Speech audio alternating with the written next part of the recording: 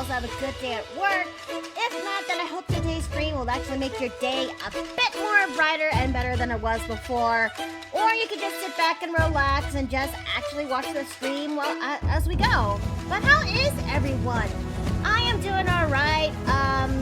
I just noticed very quickly that my teeth feels a little bit iffy, so I took a moment to actually just take care of that before I actually went in live. But Soulburner, hi! Welcome back! Welcome back! It's good to see you again! It's good to see you again, everybody. It has been about a few days since we've last streamed, and yesterday would have been a day that we actually would have a stream, but due to shenanigans that happened back in Monday, that is a result from back on Sunday, Steve and I basically took a day to actually deep clean the house because he accidentally misplaced the keys to the car, and as such he couldn't be able to go to work that day. So we actually took a day to actually do a lot of deep cleaning to figure out where the heck did the keys go, because the best way I could think of to find a lost item is to clean up certain points of the house that where you last left them. And lo and behold, no, we have that's the thing when it comes to this car, because our car has a key, but it also has a fob that allows you to actually start the car and actually make it move. I mean, and it turns out that that our in-laws basically have a spare fob with them, so it allows them to open up the car, because we assumed that the keys were locked inside of the car, and it turns out it's not really the case when when his mom came by yesterday to bring the spare fob, and when they open it, it's the key is not there. So we spent several hours doing deep cleaning back on Monday, and lo and behold, when I opened up the windows to my office so I could let in natural light so I could do deep cleaning there, guess what's sitting in the windowsill of my office? That's right! The actual keys to the car! I think Steve must have placed the keys there when he did something in my office after we came home from grocery shopping back on Sunday. Oh, it was a relief that we were able to find the keys again, but I had to take Tuesday off so I can rest up from doing major deep cleaning and doing little bits and bobs of what's left, if you will. So that's why there was no stream back on Tuesday. So, now that we actually got that thing out of the way, how about we actually get to today's stream? Today, we are actually going to be doing our Patreon rewards, where we're going to be drawing the headshots and an emote. And, oh boy, is the results a little bit of a doozy. So, how about we go straight to the podium? Okay, so where do I actually begin, chat? So I hosted, for those who actually need to have a bit of a refresher, today is I have a Patreon that actually serves that of a tip jar, so that way your innkeeper has some money to actually help pay for the bills. And I enjoy them, and I deeply appreciate the level of support that comes with it. And with this Patreon, people would actually get to see all the latest images that I released there, but also they will get some rewards as well. And one of the said rewards is for those who pledge to me in tier 3 are getting monthly headshots that I can provide here in the stream. And other than that, you can also vote for any of the polls that comes with that comes for today's month. And oh boy, where do I begin? So I hosted the music's a little bit off. Golem, go back. Repeat that to the beginning. Thank you. So I hosted this one poll in Patreon where it is a result of gathering the suggestions that I got from the suggestion board, if you will. I asked for what will this month's emote is going to be, and hi, Chance. I saw you there. Oh, hello. Yodel. And I was going to tell chat of, well, the results of this month's emotes, if you will. So I raised a poll in my Patreon where it's the results from, where it's the compilation of the suggestions from what I got from tier 2.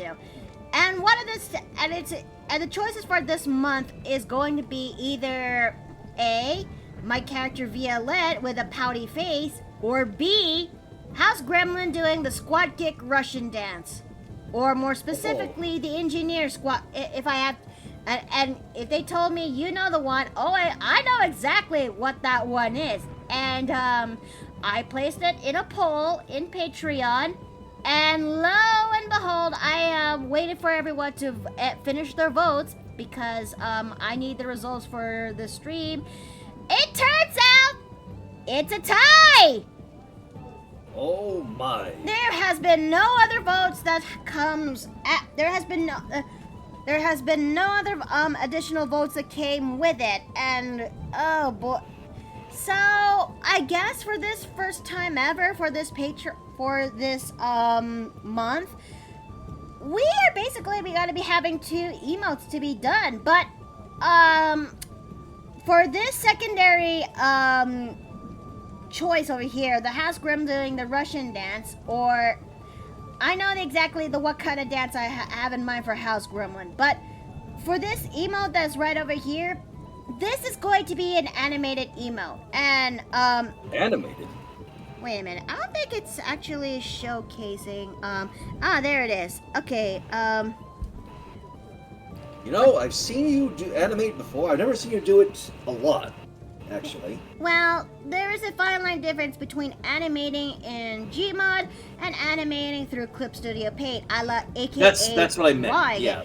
And, well, I was fortunate enough to actually make my own animated emotes, which is the coin, the coin and gem pouches, if you will. But yes, this emote here in the bottom will have to be done another day. I'm gonna lay it out there thick because this is going to be an animated emote, and given the timing that I have today, I don't have time to make time for this. So this will be done for another stream, or if not offline, if you will, because there has been some things I need to figure out how to make transparent animated emotes work, because the one I got for the Angie Nui with a pillow, with her chewing on the pillow, well, I wish that was done better, but the transparency was kind of fucked over when it comes to Photoshop. So I'm gonna have to ask help on how to make proper transparent animated emotes, because I wanted to actually animate this, you know, because I know exactly what to make do with this one. I know exactly what to do with this, so let me see if I can actually find it, if you will. And they say it's the Russian kick dance that was a suggestion. I believe you're talking about the Kasatsky? Yeah, but I'm gonna use and that could mean just about anything.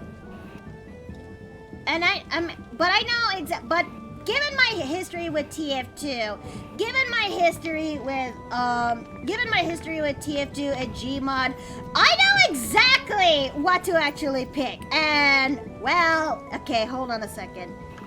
Let me see if I can actually switch the gears in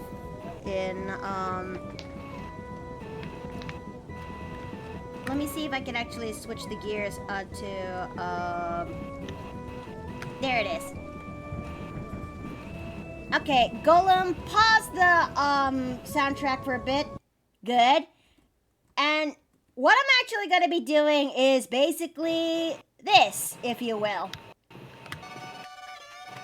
Imagine that, but with House Gremlin. Oh.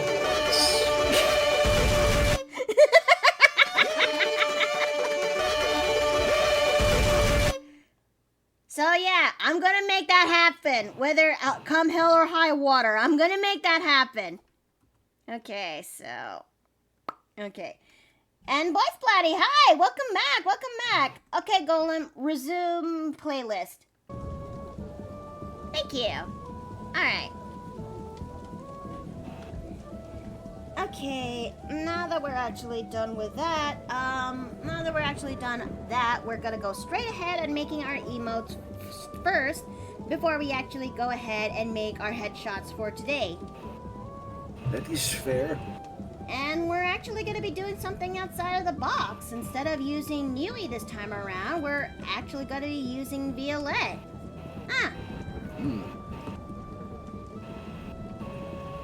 So I completely missed the memo. Are you doing both of these emotes or just the one with Violet? We're going to be doing 2 this month because it's a tie. And given that this is going to be a first ever tie, I guess we're gonna be doing 2 emotes because there has been look, there's only been 4 votes in that poll. There hasn't been, no one else actually voted more for that, and as a result, we kind of have a tie for that emotes. So yeah, I'm not sure which version of Violet will I actually use for her for this emote. I mean, I could go for the classic the first starting up Violet, which is this, which has her in her blue dress, or I could just go for how I designed her with her circlet and her current getup. I think I'll use this one. That'll work. So, oh, I almost forgot to switch gears into Clip Studio Paint. Also, because I actually had it brought up on stream the other day, I feel the need to just kind of mention just some interesting news articles I came across. Oh? Because, yeah. Again, just similar to the thing I shared before with McDonald's making Cosmix, I don't quite think you're ready for this, Sneaky. Oh, no. Are they really going through it? Are they going through it? Yes, it is still a thing. Cringe. Oh, that is cringe. Oh, Yeah, apparently, according to news here, by 2024, 9 additional locations of Cosmix had appeared open in Texas. Which parts? Do you Uh, have any idea how little that narrows it down? Cosmic location is open in the Dallas-Fort Worth area. Oh, okay, okay. And then a location opening in Arlington during a solar eclipse. I don't know. That's foreboding or foreshadowing when they open it to an eclipse. When they open during an eclipse, that sounds even wrong. Well, it says here that McDonald's is apparently monitoring these locations before they decide on expanding it out further outside of Texas. No. But wait, there's more. Oh no. And this has nothing to do with Cosmix, but in regards to other food-related stuff that I found out. Firstly, do you like Cinnabon? No. Do you like cinnamon rolls or no? I do like cinnamon rolls. Just not a fan of how Cinnabon does it? I never visit Cinnabon often, actually. I think you'd like it. Even if you do try it, that is. Okay, but... What? But continue. So, and I quote from the news, Cinnabon is making cinnamon rolls topped with Warhead sour candy. What? I'm sorry? What? I don't believe I stuttered.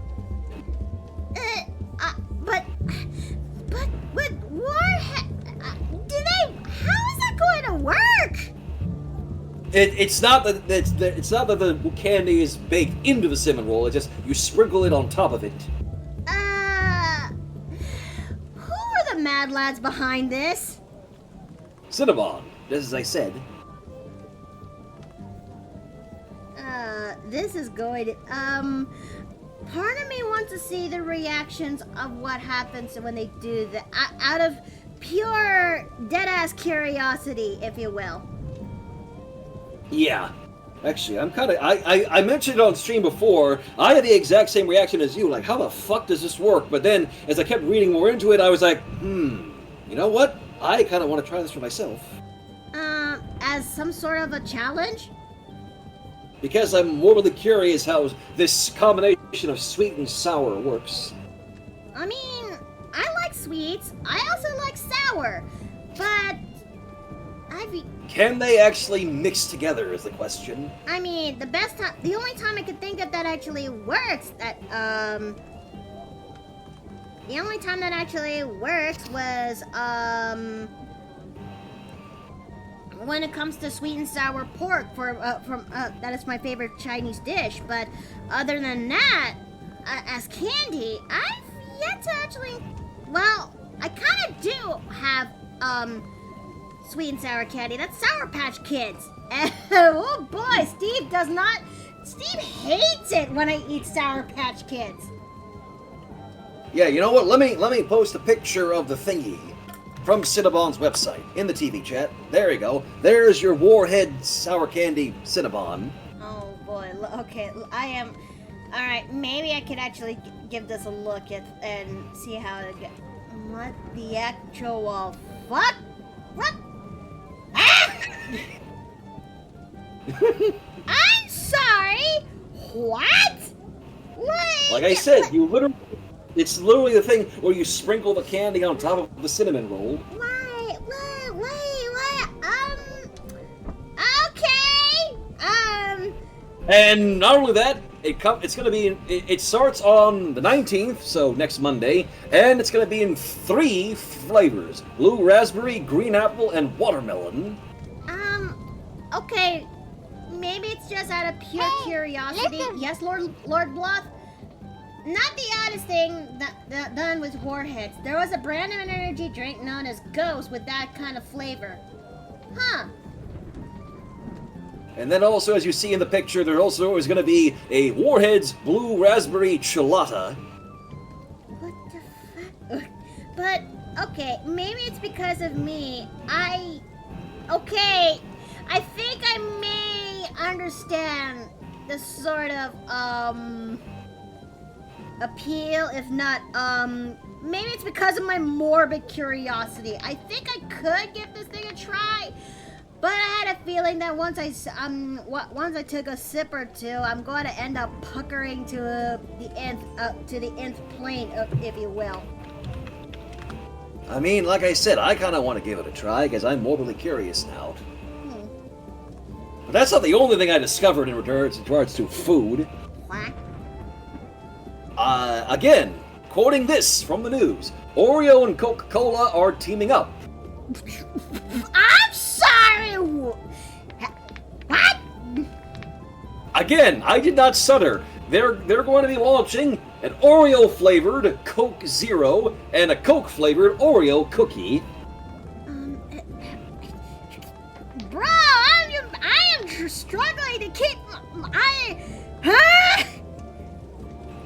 TV chat, there's the image. Also, Coke Zero is still a thing! I thought they discontinued that! Evidently, they did not. Oh, wait, no. I was thinking of Coke Energy. That's a whole different breed of Coca-Cola on itself. Also, hi, Antarioku. Have we already talked about the Coke, the Peeps flavored Pepsi? I'm sorry, what? I don't think... Flavored Pepsi. Peepsy. Like I said, I don't think she stuttered either. What is going on? Okay. Yeah, I don't think House Gremlin would try that. Wait, what? Gremlin, I want my reactor core back, the funny glow stick. Are you talking about the Australian? Is House Gremlin took the Australian again? Oh no. I'm a little... You know, I can keep going with these weird food-related news. Oh, please do. Just to see. Absolutely. Here's one. Liquid Death has released a Hot Fudge Sundae sparkling water collab with Van Leeuwen. Leeuwen? I don't know how the fuck to pronounce that. What? Liquid Death is apparently a sparkling water brand. And they are making a Hot Fudge Sundae flavored sparkling water. Why is it called Liquid Death? Because it's funny. Bro, I am beyond lost at this point. I mean, I could show you a refreshing Italian boba tea. What? An Italian boba. Is it the Italian cream soda that is very well known, or am I mistaken something very? Look, I'll put in the TV chat one moment. There you go.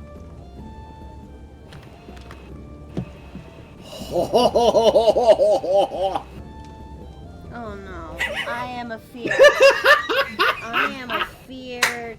I am what the actual fuck? No!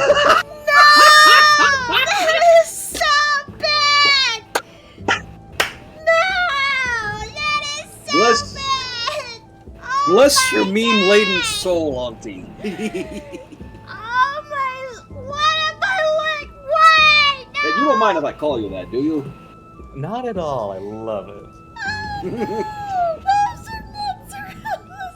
They should not be... Oh, Lord! Wait! Oh, that is... Oh, no. I'm gonna close that so chat doesn't die from cringe. Hey, listen. Yes, Text the Dragon? It's an RBM K reactor, and I want it back. What? How did Gremlin get that? Anyways, ignoring the flavor Shad's mentioned, they call it Liquid Death for two reasons. It kills your thirst and a death to plastic. And the owner stated why he does it in cans. Huh. That's nice. That was something else. That was something else. And someone died of cringe. There you go. Oh no. Oh no. And I still have a list here of more stuff, by the way. Oh dear. What? Start with, according to this, Dunkin' Donuts, or just Dunkin', whatever it is now, is releasing an alcoholic pumpkin spiced latte canned drink.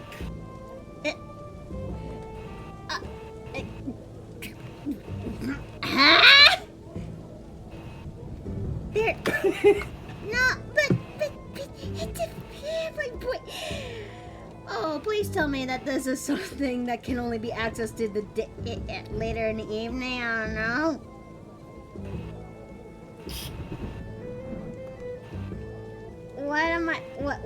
What did I just hear, man? You have found access. You have unlocked the secret. Drunken Karen.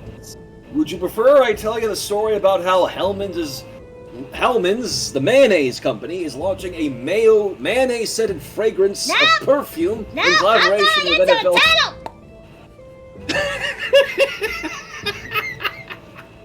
Don't worry, I have a pizza prepared for Gremlin when she gets here. Yeah, mayonnaise-scented perfume. Can you believe that? So hello, Dom.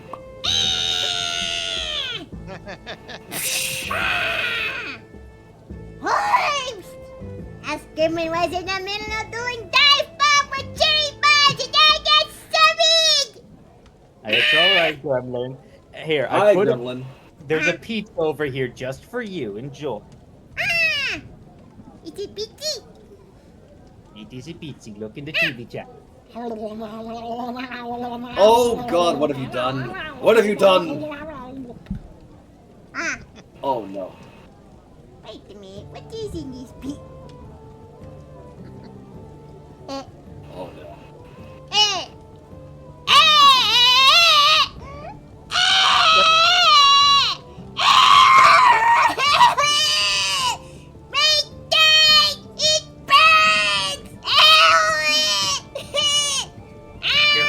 pineapple on pizza. How about your pizza's a pineapple? It's Yeah, literally sure. a pineapple pizza.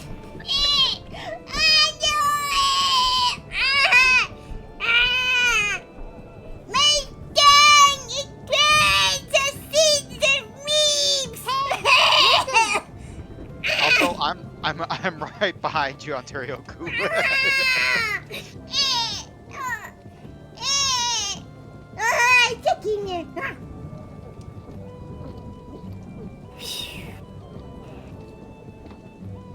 Okay, dokie then.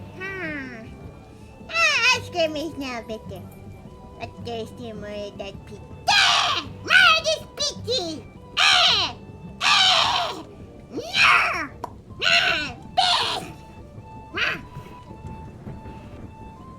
You gonna be okay there, Gremlin? Exterminator most likely would poop brass after this.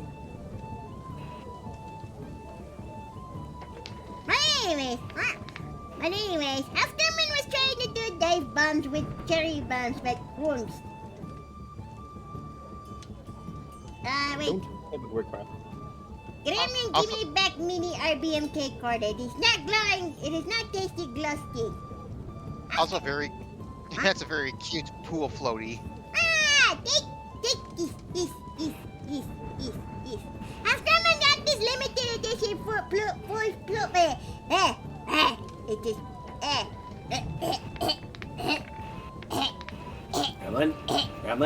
Gremlin. Ye- so that's where the shiny glow stick is at. What? Anyways, but yes, Afterman got this pool floaty for 5 plat.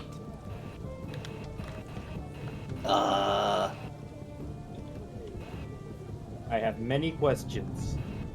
But Afterman None of is which I think will be because answered. it's limited edition. Uh-huh. Yes.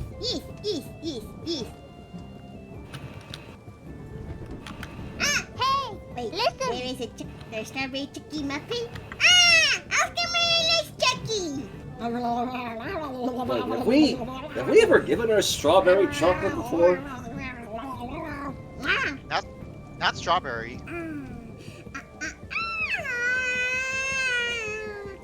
Yee. Afterman like these. Afterman is fun.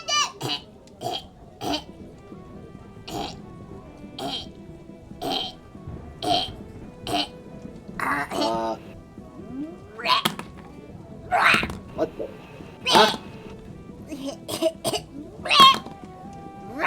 What the fuck? How many glow sticks does he eat? You consume a rave? No, those are diamonds. Afterman threw up diamonds. Okay, well, maybe you need something to fill your stomach. Here, I'll get you a burger. How about that? Afterman likes burger. Okay, I'll put it in the chat for you. There you go. There's a burger. Wait, what kind of burger is this? What is this? Not that one, the newest one. Oh, what have you done?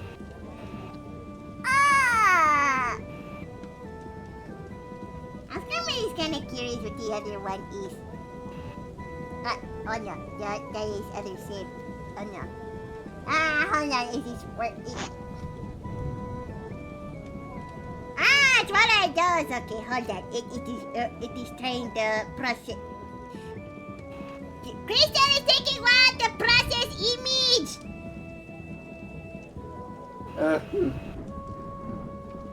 Taking a while to process the image.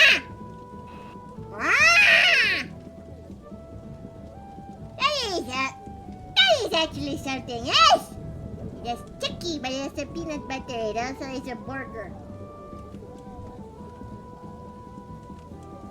Afterman, what do you think, though?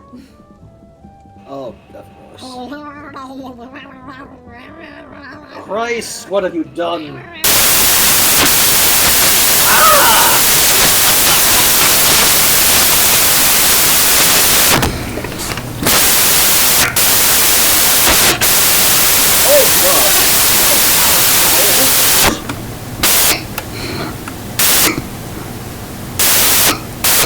Ow!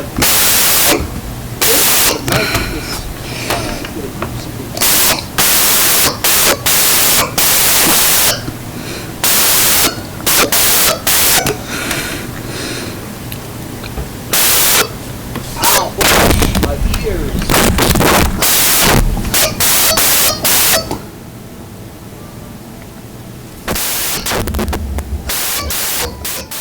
Oh!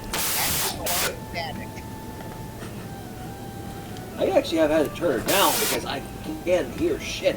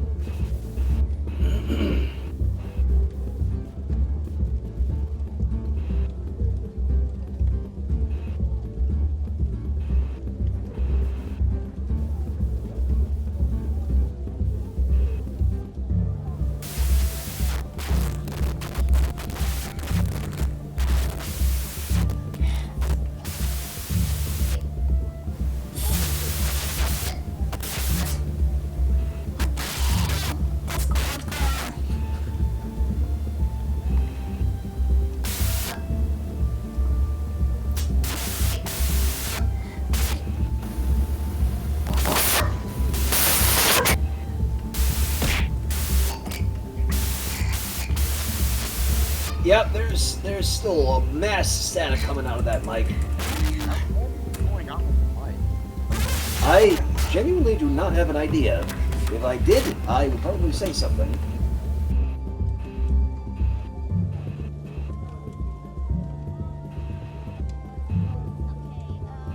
Is it working now? Okay, that's There we better. go. Watch it. I wonder what happened. I think something worked the mic a little bit, but everything should be fine and dandy now. I don't Phew. know. God, I am so sorry for everyone who actually went flipping deaf. Okay, word of note: never, ever, ever give that burger to the house gremlin again. Dang it, Gremlin really broke the mic. I think that's going to be the one forbidden burger to never give to the House Gremlin ever. Yeah, cause yeah, my ears are ringing a bit.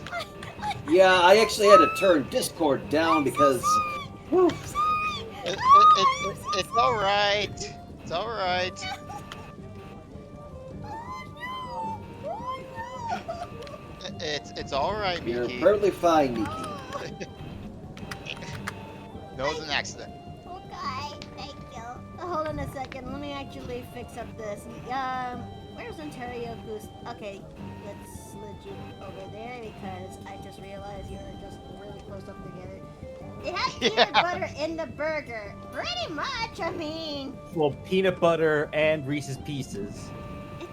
How is it that those two combinations kind of broke? It almost broke the stream. That should not be. I think that's the closest to Division by 0 that the gremlin's gonna have. I mean, last time, it's not the first time Gremlin actually tried to break the stream. Okay, Violet and Loki are so cute together. Oh, thank you. Yeah, I gotta say, this is a cute, pouty Violette. I mean, yeah, it kind of encapsulates her character. I know I suggested it, but I didn't think it was actually going to win the vote for the month. Actually, it's good because of that. There is only 4 votes and nobody else voted to actually break the tie. We're basically going to be having 2 emotes this month. Yeah, but that second emote is going to be animated because I've always wanted to do the that particular emote for a while now, but animated emotes require a lot, and I do mean a whole lot of time and preparation, which we only have enough to do a emote and headshots today, so yeah, that's going to be done for another time. At the very least, Twitch does allow for animated emotes now. And I'm actually grateful. I do need more animated emotes in my repertoire anyway. Especially one regarding to a very particular style of dance that I've always wanted to do, but with the house gremlin. Well, we'll see if we can get the pole installed in there. Okay, I guess that looks pretty good. It's just the right size for Violet. And I'm on the fence in actually putting this onto onto Twitch or into Jay's server because hey, Violet's there as an iconic character. Well, since you technically own the character, you can always just use it like when you're in Jay's server with just putting it in the paper plane in. You know, that is fair. House Gremlin puked up diamonds and a glow stick. I think that glow stick was that supposed reactor that Dragon mentioned, and yeah, I don't know why she ingests that thing, but then again, this is also the same Fae-like creature that actually eats up frogs last year. You know the one. And let's not forget how she eats crabs. I can see why Violet almost passed out around him and is all flustered. I mean, she was actually surprised to actually see Loki again. And who can blame her when Loki has basically changed just as much as she did? I'll bet in her perspective it's a hell of a glow up. Also, I'm surprised to see an actual fan of the streams in the chat here. I'm actually surprised too. And let me tell you this, chat, right now. I was so happy to actually see Loki out there on the table. You have no idea how long that I actually kept that boy in my pocket. And I spent so much of the campaign breadcrumbing him, waiting for the big payout alongside with Dom, and boy did it really pay out. And you can also thank Steve for acting him, since he pretty much got the character down to a T, as how I thought of him as well. I mean, when Steve actually saw Loki, when I draw him out, he really fell in love with his design, and he actually came up with a personality to boot, if you will. Like, who? And it was his idea that actually implemented the idea that his nickname for Violet is Vivi.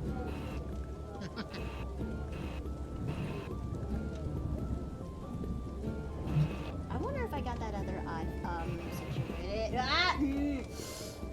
Sorry, we do not want troll forges in this inn. Would you cut? So, no.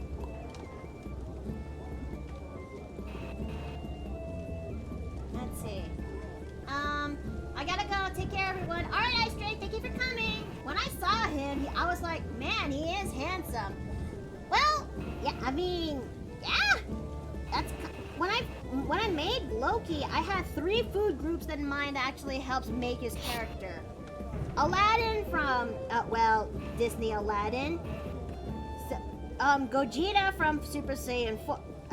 Super Saiyan 4 Gogeta from Dragon Ball GT, because that's the one. Because that's the one that lives in my head rent free.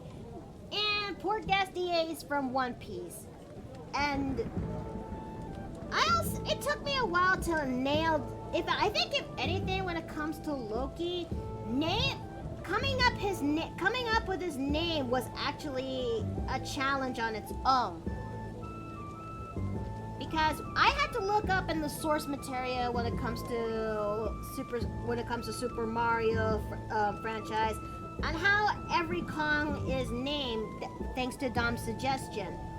I had to think of a 2-syllable name to go well with the name of Kong. And it wasn't until I had to go for a bit of a creative approach, if you will, when it comes to Loki. I decided to actually go and basically do some research when it comes to peppers. Yeah, you heard me right. I actually look up the list of peppers that exist that exist to this day, and figure out which one of these actually stuck. It wasn't until I came across, and yes, some of these pepper names are very interesting.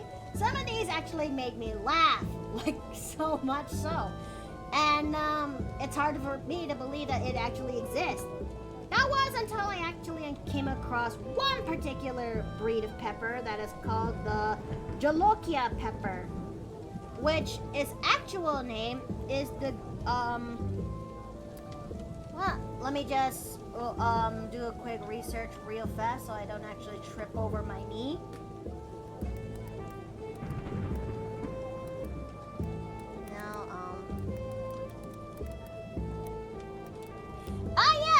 The ghost pepper.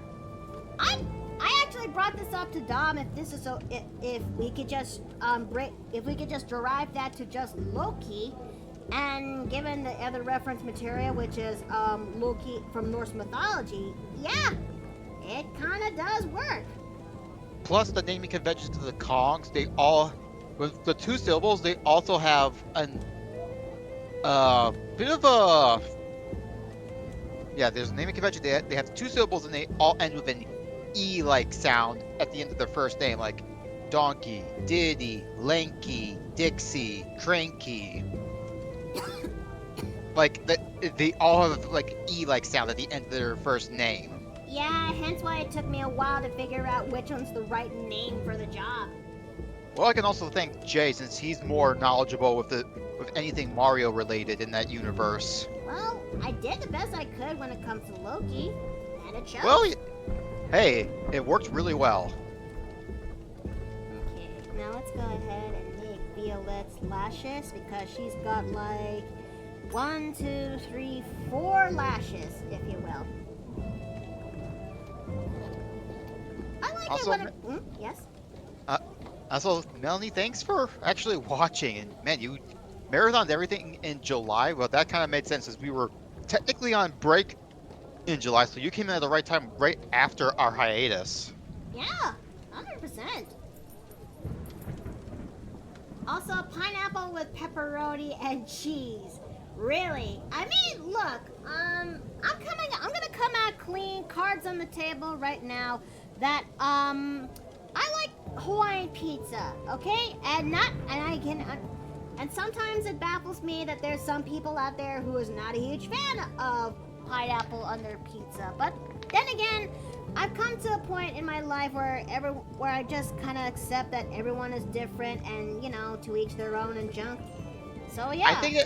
I think that's the contrasting flavors of salt and sweet that people don't like. It's the same thing, like I'm not too huge on chicken and waffles, even though that's like a mostly southern like breakfast meal, and I just never got it. Well, Steve likes chicken and waffles. Well, like I'm fine with them separate, but like when you put them together, especially with syrup on chicken, I'm like, that's kind of pushing it for me. But then again, I shouldn't complain, because I was the one that had a grilled cheese donut. That's a thing? Well, in Milwaukee, yeah. I also found them out because of Shark Tank, but just long story short, they pretty much take glazed donuts, cut them in half, then they toast each side with 4 types of cheese in the center. So basically, you have the glazed donut made into buns, like a bagel, grill it up, and you got the cheese in the center, hence like a grilled cheese sandwich. There you go, grilled cheese donut. Huh. I did not know that could actually be a thing. Well, yeah, I've had it 1 year when I was at a convention, so there you go.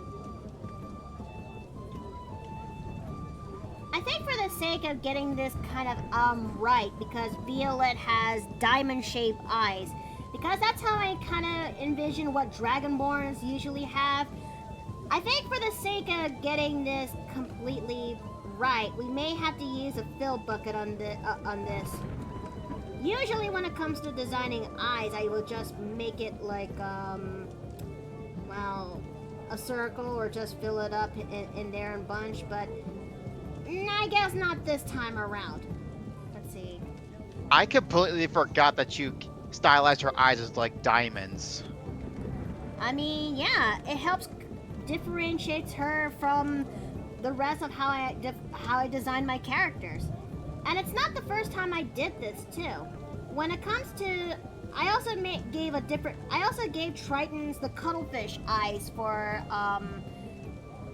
to actually help clarify them from the rest of the other races. And it does actually helps make them stand out, aside from having them fish parts, if you will. And cuttlefish are cute actually. They're silly looking, but they are cute. Yep. I heard that because of their eyes have that distinct W shape, they see things a little bit differently. Well, yeah, that the irises are like how you perceive your vision. I mean, goats have those rectangular pupils, so they see things differently. Let's see. What do you think looks cuter on her? 1 puff or 2 puff? The 1 pup is cuter, especially with this angle. Alright. Let's see. I know Maskey's gonna chuckle at this emote for sure. I mean, yeah? I mean, Violet, because of this Beefy Kingdom arc, the party actually got to see a different side of Violet when he actually shows up in the picture. And Acting all tsundere, almost. never in a million years do I actually play a character archetype that is okay, let me word that straight. Never in a million years that I actually get to play the one character archetype that I dislike the most and actually played it well, you know? Hey, you pulled it off very well. Cause cards on the table. The tsundere archetype. The tsundere is basically my least favorite character archetype ever. But I can't understand the level of appeal to why people magnate to that. It's just that it's a very slippery slope of a character archetype.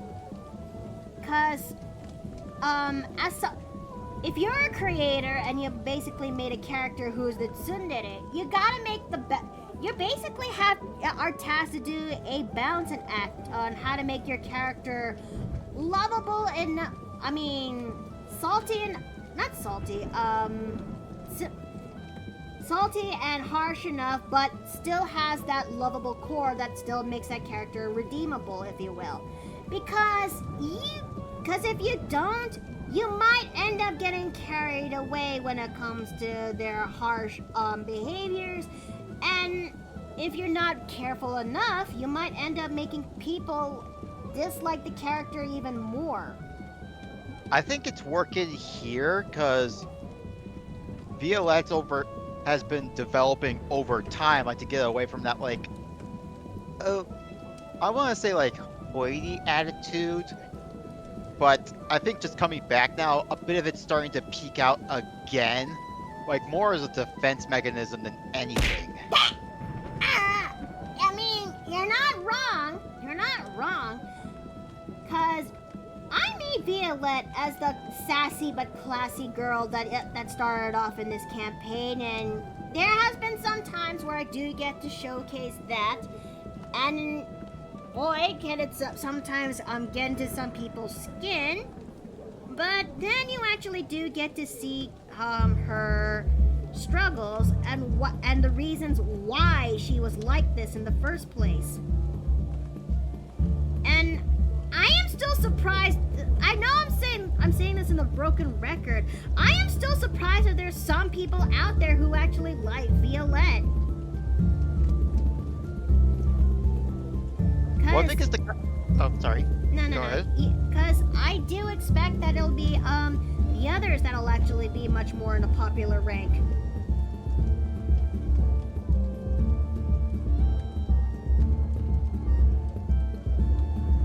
But you were saying, Dom? I think it was a combination of your acting and the way that you presented her, like outside of the games, like with the artwork you show of her. Hey, listen. Yes, Retro Fox? So question. If Azura is a tsundere, does that mean you don't like it or you're just flustered by it? I don't think Azura is a tsundere. She's way too flirty. I mean, from what I know and experience in firsthand, Azura is a flirty girl, and well, I think if anything, she actually likes how I basically act, and you know what? I also like it too. I'm gonna be honest. Let's see, leaving. What is this? Okay, let's see. I remember drawing Violette in some fan art that I posted on Twitter one time, and I do truly appreciate it, and I really love the fan art. Thank you guys so much. And I did save it, so just let me. I'll just put it right in the TV chat, because for those who haven't seen it, I did save this fan art, and I do appreciate that we actually do have support in one way or the other. Also, hey Jay. Jay, hi. Bruh. Hey there. Ah, that came out louder than I was expecting. Ooh. Well, are you okay? Yeah, I just had my headphones turned up too high. Oh, care package inbound. Oh, thank you, honey. Thank you. Okay. Hydrate. Yeah, we were just talking about Violette in the campaign, since, well, the topic right here is that we got Pouty Violette emote. Ooh, I'm excited to see it. I just need to drive home. Okay. Yeah, it was one of the Patreon suggestions for emote of the month. I like the idea. Well, I suggested it, but to be honest, I just threw it out there just as a random idea. I didn't actually think it was actually going to win it, but it was. Oh yeah, sorry. but there not many people voted, so there was a tie. So Miki's working on both emote suggestions for this month. Cool. What's the other one? How's Gremlin doing the Russian kick dance? But Alan, who suggested that, says you know the one, and I know the one, and that one is basically engineer doing. It's a TF2 engineer doing that dance because it's very iconic. And look, I actually wanted to make House Gremlin doing that dance for a while now, so I cannot say no to that. Don't blame you. I mean, doing the concept is kind of funny. If I remember correctly, that dance is called the Kazajok. Yep. Yeah, the Cossack. TF2 actually implemented that taunt into the game years ago, and it's one of the catchiest taunts to this day. I've never seen so many people use it since the Love and War update. I know. Shads and I were there when it happened. We were there. We were there. We were definitely there. Oh man, the number of people, especially on both teams, that just do a line of that or the conga line is just so funny. Oh, I Like, love the every match. conga line. Especially when you get both teams together before a match starts, and it's just so silly. That being said, though, I have been guilty of disrupting a conga line before. Just because I didn't know how to do the taunt. You got an achievement for that? Also, Maybe? Jay, we have a fan of the Star Warriors in the chat with Melanie. I'm sorry, what'd you say? We have a fan from the of our Star Warriors stream in the chat. Ooh, nice. It's Melanie. Yeah. They're just saying, Jay, I love Button so much. He will always be my hero. I wish I could hug him. Oh, that's so sweet. Yeah, and she was also. I'm glad that Button has a fan. Well, they said that they've been watching all of the Star Wars streams since the beginning of July and marathoned it all. Oh my goodness. That is a lot of marathoning, considering how long our sessions go. Well, yeah. Well, it also helped that we were on hiatus in the middle of July, so that was a perfect time to catch up. Still, that's a lot of listening. And that's 30 plus episode sessions with, on average, running about close to 2.5 hours each episode. So you'd be watching it for a long time. I'm actually. Hold on, I think my signal broke up. Oh dear. Okay, let's give Jay a moment. But yeah, I actually am happy that we got fans who are slowly enjoying our series. It's not the perfect series, but we still have managed to find some level of fun and joy that comes with it. And Genuinely, I am so happy with how far the Mario campaign has come. I'm actually shocked that I've been able to maintain it for this long, as this is the longest campaign I've run at almost 2 years. Right? Seriously, Dom, that is something to be proud of. Yeah, because my longest one previously was a Power Rangers themed one at just over a year. I think the longest I've ever been to a campaign was the Icefire Peak campaign that my friend Cedric hosted once upon a time. Circa 2019 to 2020. But yeah, it was supposed to. Now the key thing when it comes to the Icefire Peak campaign is that it's a beginner-friendly module that people would actually go to sink their toes into D&D. Thing is, though, that campaign was supposed to last for about a few months, if not about 6 at the very longest. We ran that campaign for over a year, if you will, because so many things happen in the plot, so many that Sad actually has to figure out a way to make things work in order to incorporate all of our characters' backstories and bunch. I could have sworn the longest was your Dirty Deeds campaign. Actually, that lasted around. Let me just check my notes real fast. Okay. Man, 2019 feels like half a decade ago. Oh god. Because it was half a decade ago. Oh god. Rave D. No. Dirty. Okay, there we go. It ran from March 25th of last year to January this year. January 14th this year. I could have sworn it was a lot longer, honestly. No, but it was close though. And there has been talk that's been between, and there has been talk that we're thinking of doing a sequel campaign of sorts in the when we finally get everything ironed out.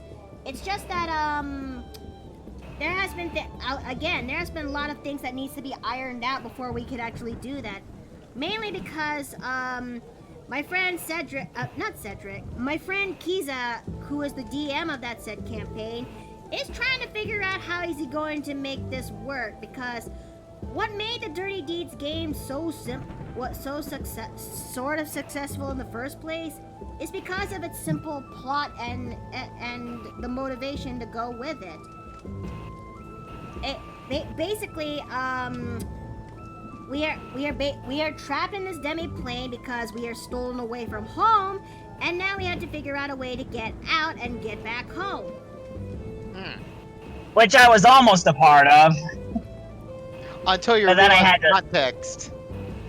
Yeah. Yeah, I'm Well, it's not sorry. just Yeah, I mean, again, there were just time conflicts. I couldn't make it.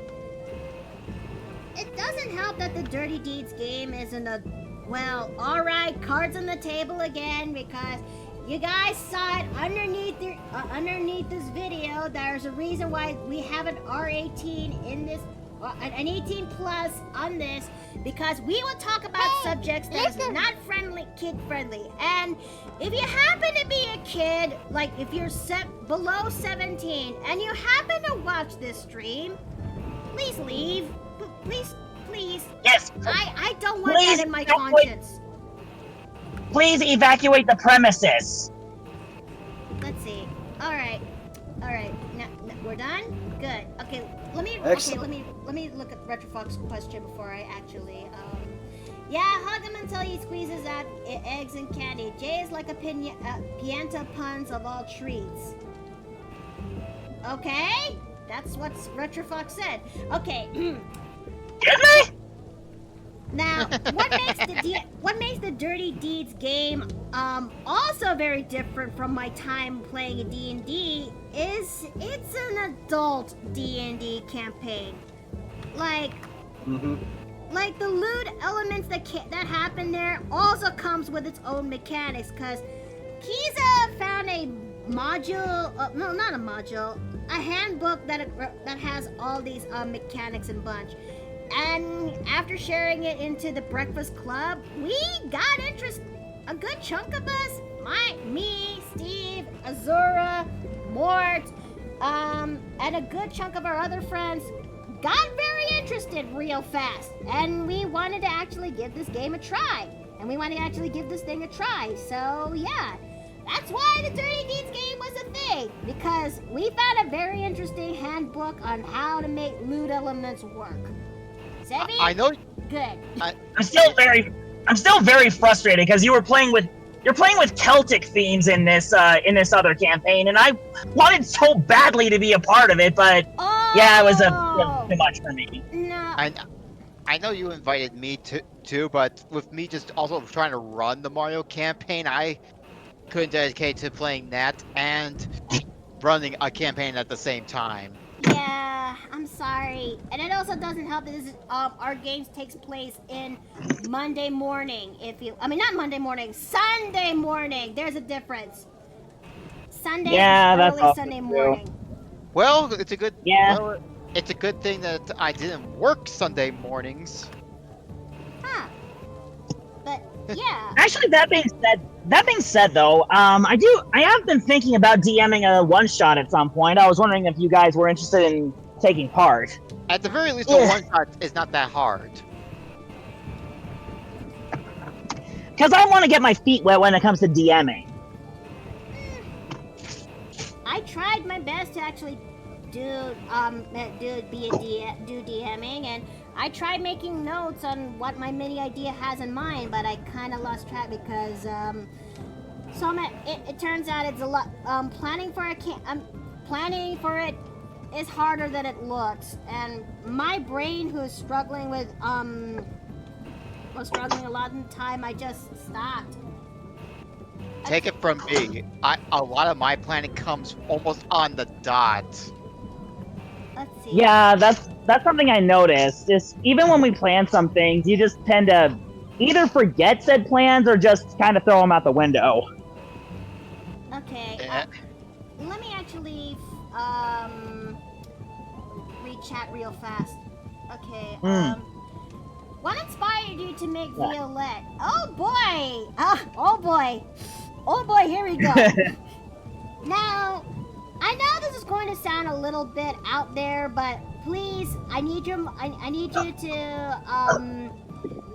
actually take this moment. Okay. What inspired me to actually make Violette was actually Bowsette, if you will. Yes. Yes, it was. Bowsette was my key ingredient on making Violette. But I decided to actually go for something a little bit of a different approach. By instead of turning this one into more of a Koopa, I decided to go for something I've never done before. A Dragonborn. But I decided to do something a little bit different for this time around and just, well, I decided to follow my ex-friend's example and make humanoid Dragonborns because, I don't know, how often do you actually see that in the neck of the woods? Honestly, I feel like humanoid Dragonborns are a lot more interesting, too. What?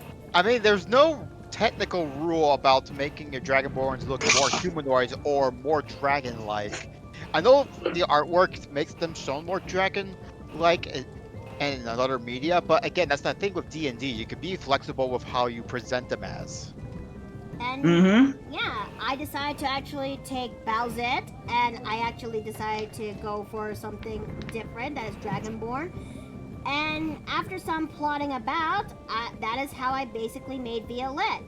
I picked Bard for her, especially Eloquence Bard, because they're the bardiest of all bards, and they're actually good for social encounters too, which is a bit of a struggle because sometimes sticking to the landing for her is a struggle, but the times where I do get to shine as Violette is something that lives in my head rent-free. And then the second part of the question from her was, how would you say she is now compared to session 0? I say she actually changed a lot because, okay, let me actually pause for real fast so I can actually showcase her first ever design compared to her current design. Yes, this is where some of the Bowsette elements are in there. Except the dress is shorter. There are some shorts and shorts and bunch. But Violette has this sassy but classy girl who actually is a little bit of a snob of sorts. And after several times when it comes to being exposed in the adventure, she becomes a little bit more humbled in a sense, much more insightful to the world, if you will. And it does help her reflect, especially when she keeps spewing her own ideology of flawlessness is strength. Which, yeah, you did see how it goes you did see how it goes when she keeps spewing that. It causes some level of beef to the party, especially to other peoples that she got to meet during that said campaign. And you did bring this up to me during her design process, is that her clothes gets a little more open. I don't want to say revealing, but a little more open to like being more freedom of movement and a lot more brighter from blue to like red, so that she's opening up a lot more, and she's a lot to not only like who she is, but to those people around her as well.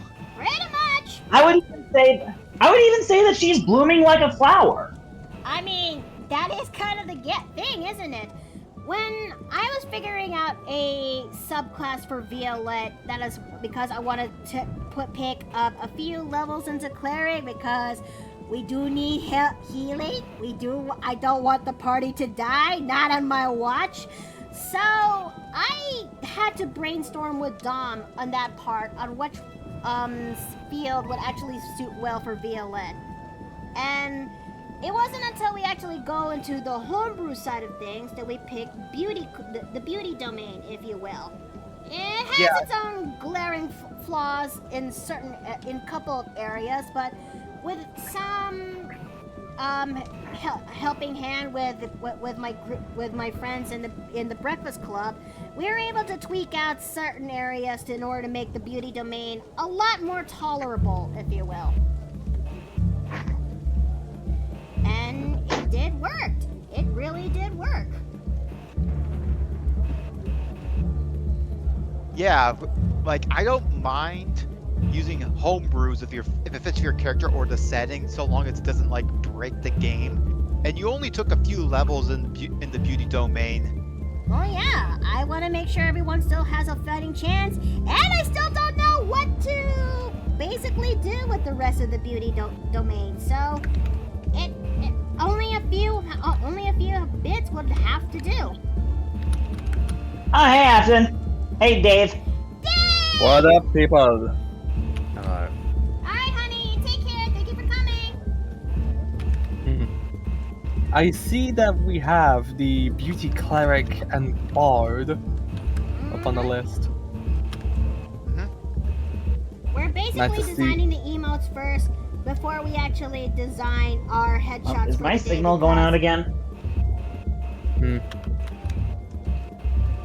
But yeah, we're designing the cleric first. We're designing Violet first before we actually would design the emotes of. I mean, not the emotes, the headshots of this month. Well, that makes sense, given the fact that Violette always likes to be the center of attention when she walks into a room, I presume. I mean, yeah, that's basically her character. I mean, for fuck's sake, just being called a princess is not even is not a degrading remark. It's a compliment. I still like it when when that opportunity comes. Instead of Violette feeling degraded, she's like, "You call me a princess?" Also, Melanie, yes, Button and Pika for a ship. I think that's not being well hidden at this point. Yeah, pretty much. We're basically setting up for it. I mean, I really think watch your guys' streams on that. Like, I haven't actually had the chance to catch up with it. Well, you can always thank Miki for having the VODs. Yeah, Yeah, that is true. it doesn't Nice to- feel right when they disappeared into the void, so I had to do something. I mean, how do you guys actually record that when streaming? Because this actually I'm quite curious about. Pardon? Also, is that Daisy? No, that's the dog next door. Oh, Yeah, that's the dog next door. Daisy has a bit more of a deeper bark, if I'm not mistaken. No. Daisy has a lighter bark. This is Maggie's bark. Oh, that's Maggie. Yeah, Daisy's bark is much more subdued. Hmm. There we go. I what think was that it? looks Oh, yeah. like a good emote so far for Violette. Now let's go ahead and color this. And I just remembered I forgot about her hair.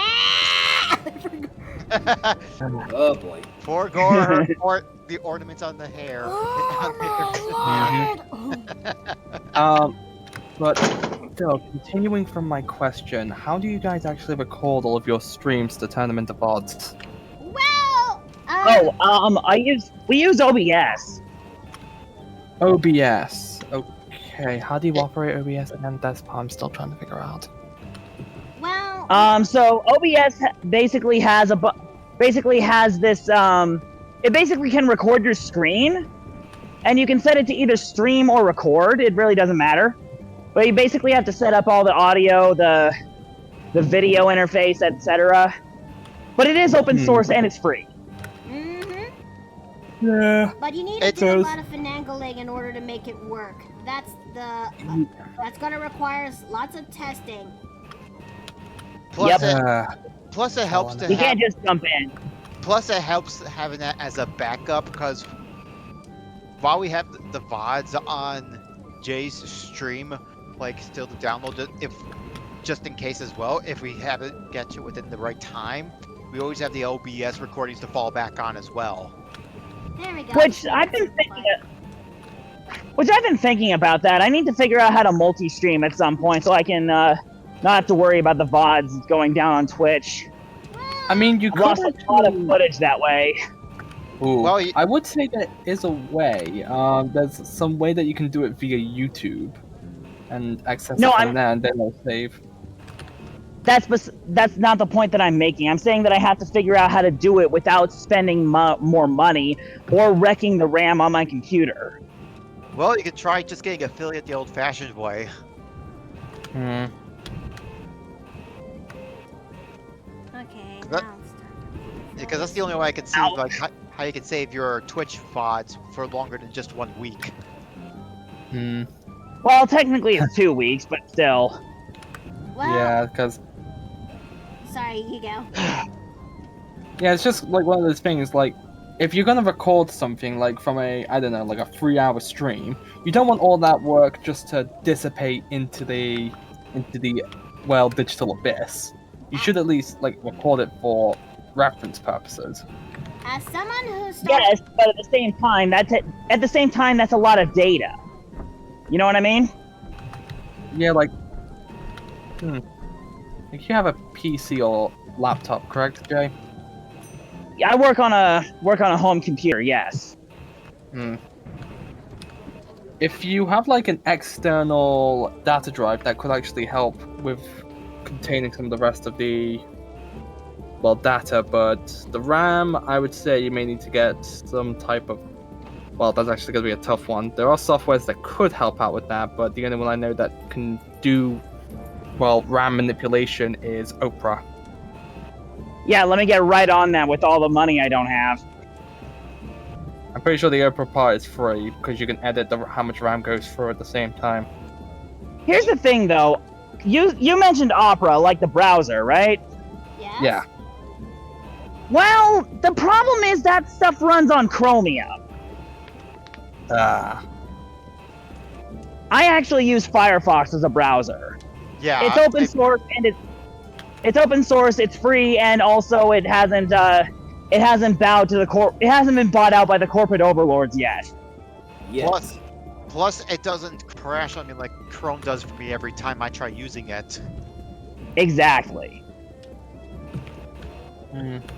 Fair point. Everyone has their own reasons on where they stick their browsers, and that's okay. This is coming from somebody who uses Opera GX as my browsing. Yeah, because I use Firefox, but replaced my Google search engine with DuckDuckGo. I want some of my private. See, that's what I've got. Yeah, That's what I've got. I think you recommended that to me. Yeah, I want some of my privacy. Yeah. Okay, let me go ahead and start working on Violet's. I think when it comes Besides, to the let's finer not go with. Sorry. Oh, sorry. Go ahead. I think Let me just finish my thought. Oh, never mind. Okay. No, Okay, wait, I can't. Go ahead. Oh God. Okay. Uh, Stalemate.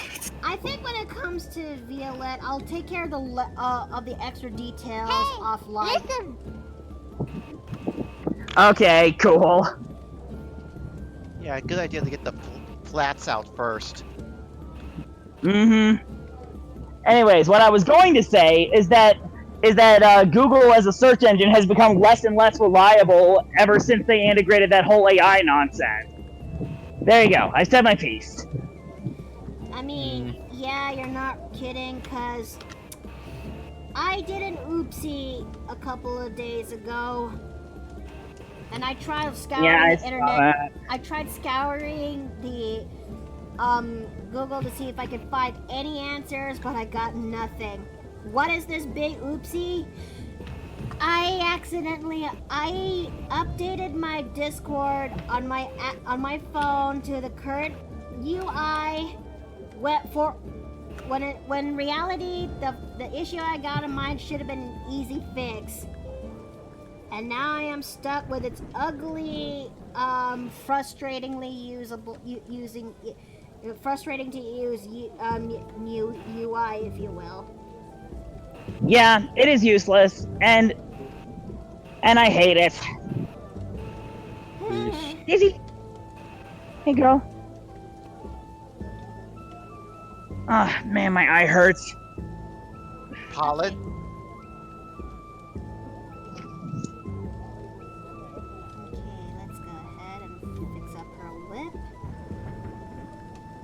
So I got bad news. My eyelid is swollen. Oh, Ugh. oh, God, I'm sorry to hear that. Are you gonna be okay? Is that allergies? I don't know what it is. My mom thinks I got a sty, which is apparently like an infection of some kind. I think it's because of my job, because I'm working in a warehouse. Is there a way you can actually treat it? My mom recommends a hot compress, like a wet rag. Oh. Yeah. Good work.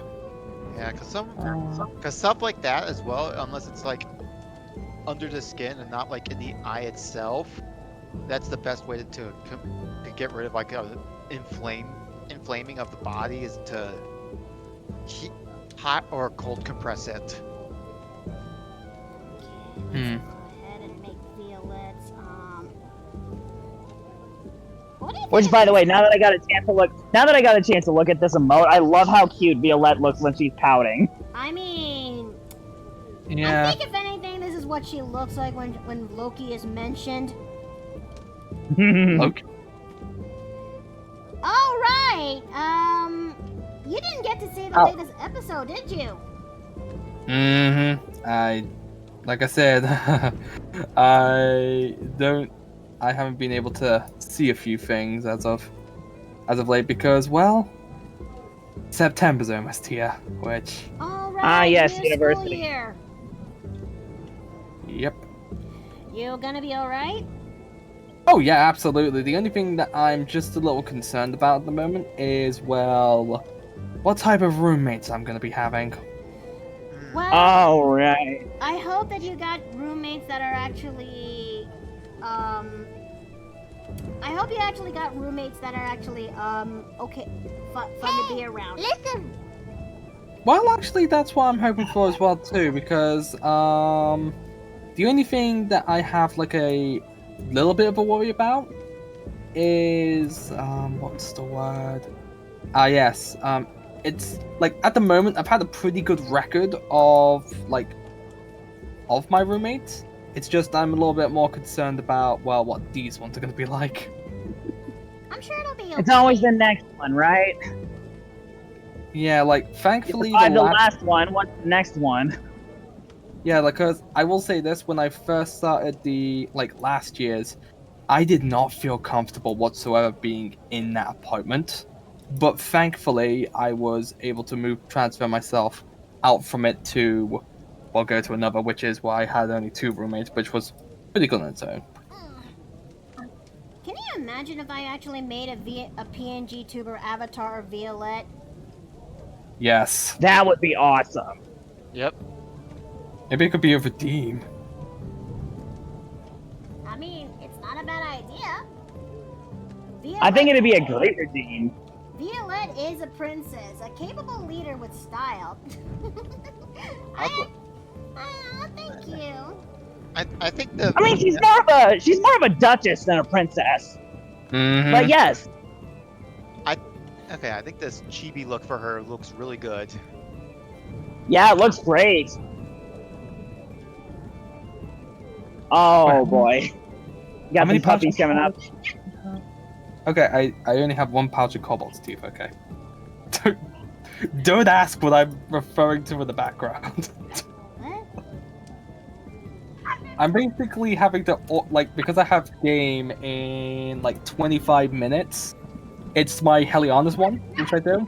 And currently the party has been telling me, hey, we now have a meat bag. Get all of the stuff that you got from monsters and put it in there. So now I'm have to go through my inventory to search everything I have essentially, harvested. Oh no. Which, I gotta be honest, I have a lot more than I thought I would. And plus there's some in the server list somewhere which I need to actually go Daisy, pick that's a up. rock. No, no, Pupper. Rocks are not meant to eat. Daisy, that rock is not a ball. I'm sorry, that wasn't... But yeah, I think I never actually got to explain the reason why Violette, really likes being called princess, if you will.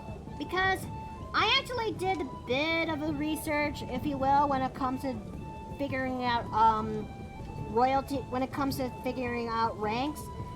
I actually made a it turns out that when it comes to the choice of a duchess for Violette's family line, Duke and Duchess are actually a rank lower than Princess. It's true. And it's why she actually likes being called a princess, because she always wanted to be as one. Ooh. I mean, if she marries into a royal family, she could become a queen or a princess. Mm-hmm. All right. But that's assuming the Mushroom Kingdom and its neighboring kingdoms operate under the same logic. Well, Have you? I mean, here's the thing. Even though Princess Peach is technically the sole ruler of the Mushroom Kingdom, she isn't called Queen Peach, right? That means the Mushroom Kingdom would technically be a principality. But it's still called the Mushroom Kingdom. Hold on a second. I need to color this cloud over there. So now I'm also being reminded of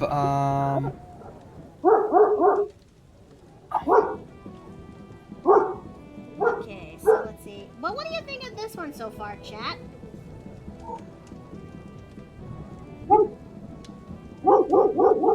I think it's adorable. That is very cute. Okay, let me go ahead. Like so. Now, let me go ahead and actually make the border for this. I think that that cloud is going to have to be a separate thing with its own border, because that did not turn out the way I wanted to. Okay. Yeah, it's got the border on the outside, but not on the inside. I'm gonna make that work. Okay, so. And there we go. Thoughts, questions, death threats? I think you really did a great job with it. Yeah. Although now I have another suggestion for a Violette emote. Huh?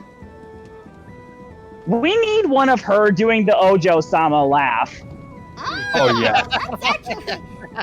That's actually a really cute idea.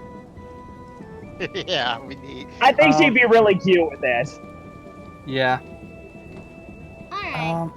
Now that we're actually done with emotes for the day, well, for now, I'm gonna put this in the yellow, so I'll come back to that, and where it's gonna have some little bits of fixes and bunch. But now we are done with the first emote of this month. It's time for us to get to working onto the headshots of this month. Boom. Headshot. You know, it's got a lot of feeling. Blokes that budging their wives to death with a golf trophy. Professionals have standards. Be polite. Be efficient. And have a plan to kill everyone you meet. Hey. There we go. So I gotta head out. I gotta still do the gym for today. So I'll catch you all later. Alright, See ya. coming. Yeah, no problem. Speaking of, like, we were talking D&D earlier, I'm having a little bit of trouble trying to figure out what spell to pick for my bard. Oh yeah? Like, as you know, it's a Skullver, my Cyclops bard. And he's like, his main stick is, of course, cooking and, well, buffing and debuffing the party. Let's bring him out. Oh, dear Lord! Okay, that's a mistake. TV.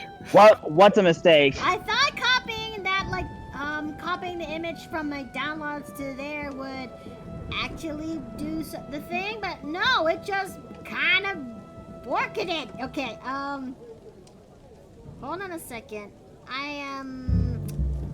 Well, that's weird. Should I get you a better reference or something, Nikki? I think so. No, wait. I have a workaround. I have an idea. I have a workaround. Where? Oh, looks like it's starting to rain. Do you find a place to shade? Mm-hmm. I'm on my way home. It's just drizzling for now. I have Sherix. I can actually just screen cap it and just place it there. Oh. Yeah. Oh, there you go. I told ya I can find a workaround. Oh, it's that? Yeah, let's not open that. I don't want to get the ban hammer from Twitch. No thank. I blinked. What? Let's just say I look up into my other images that I snapshot through ShareX, and one of them is a very particular piece with Violette. And Oh, that one. yeah, That's not very kosher. not very Yeah. kosher indeed. I don't want to get the ban hammer from Twitch. No, thank you. I Well, want to keep oh. my channel. Yeah, because if you do so, and they do try and, if you accident, even if it was just by sheer accident, and they still ban you, that's just monkey business. That is okay. I'm trying to figure out. I mean, when Loki's evolved, everything's monkey business.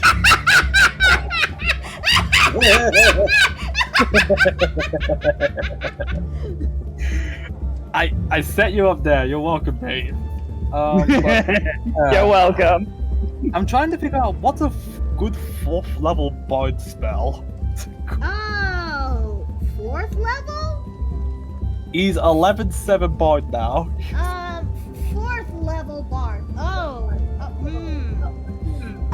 Hang on. Let me actually console RPG block real fast. Yeah, like, I'm also going through my biomancy and other spells as well, but it's also good to at least get it from fellow support players. As someone who has played bard and has reached 4th level, polymorph and greater invisibility is actually pretty good. Hey, knock it off. I mean, we already have a few people who shapeshift. We have a sorcerer who basically is able to adapt to adapt themselves randomly. And a mycelium that can wild shape into mushroom-possessed animals. Then we also have, the possum artificer, which has a living chariot, so transformation's quite common in the group. Well, have you used polymorph onto an enemy so far yet? Not yet, given the fact that half of the enemies have been, have actually got really high rolls for saves against that and legendary actions. Like, I'm not even joking, because we're hunting the monsters from Helianas, most of them do have legendary actions. Dear lord. I mean, Not legendary action, legendary resistance. I've never played I never played a module from I never played a campaign from Helianas before, but dang it, I do really want to give it a shot to try, especially since I've made Gwyn. Yeah. Oh, the one that I really want to run for you guys, or at least like if you ever did like a stream for it, because I know a lot of people for that. The Tale of Two Tales. I really like that one because it's a desert-inspired one, and it gives you a little hint on what potentially that monster is. I think if anything, that sunset owlbear is the one thing that lives in my head rent-free, and I'm terrified of encountering that, you know? Oh, I encountered that in our game, and it almost one-shotted 3 of the party members. Oh no. And, little thing as well too, I'm gonna be throwing Azura into that at some point. What? Oh, I somehow got Azura into a Helianas game, and, well, I'm not don't say anything. There's just gonna be an owlbear there. Oh dear. Okay, you know what? Lips are sealed. Okay, so let me actually look at chat real fast. You and Steiner are adorable together. Aw, thank you, thank you. I mean, I've been saying that for a long time now. They are both adorable. Steve and I have been together for 8 years, and it's still a mirror. It still surprises me that, you know, we're still together to this day. Okay. Indeed. Let's also By the way, what do you think of this one so far, Shads? Definitely loving you've got the face down pat. I mean, it is Oh, a yeah. 2D face, and that really is simple enough. Honestly, I love the creativity with like the rainbow bars from like just a disconnected CRT. Do you know who the character is, Jay? Nope, not a clue. This is Mr. Puzzles from SMG4.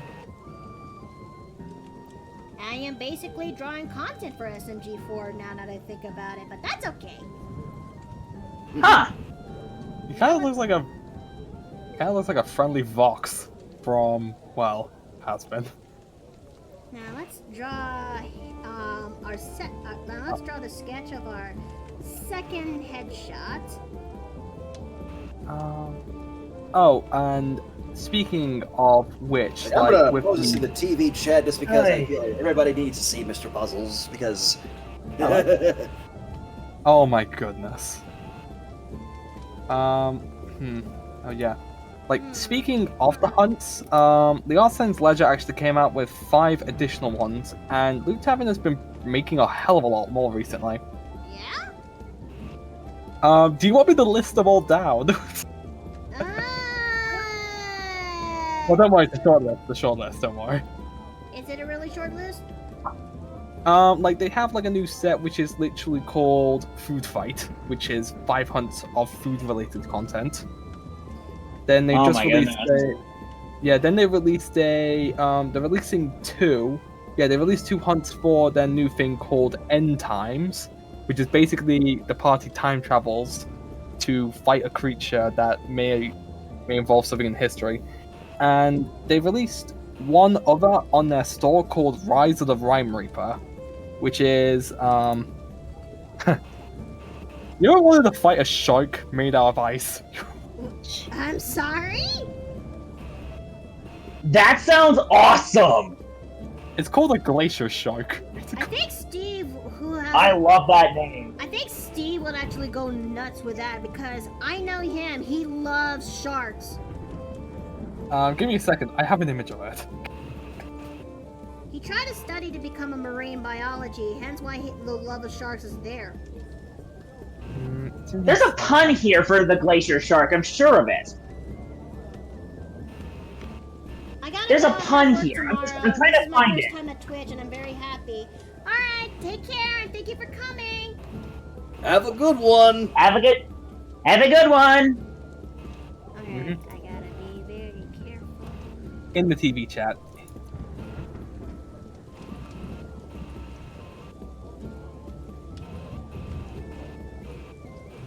Now, I'm not sure if that's a small nose That or a looks sharp awesome. nose. So I'm gonna try a little bit of this. Oh, Also, what kind of nose are we looking at? I'm not sure if that's a small nose or I'm not sure how small that nose looks- is going to be. So That's like a very small pointed nose. Yeah, I would say small and pointy.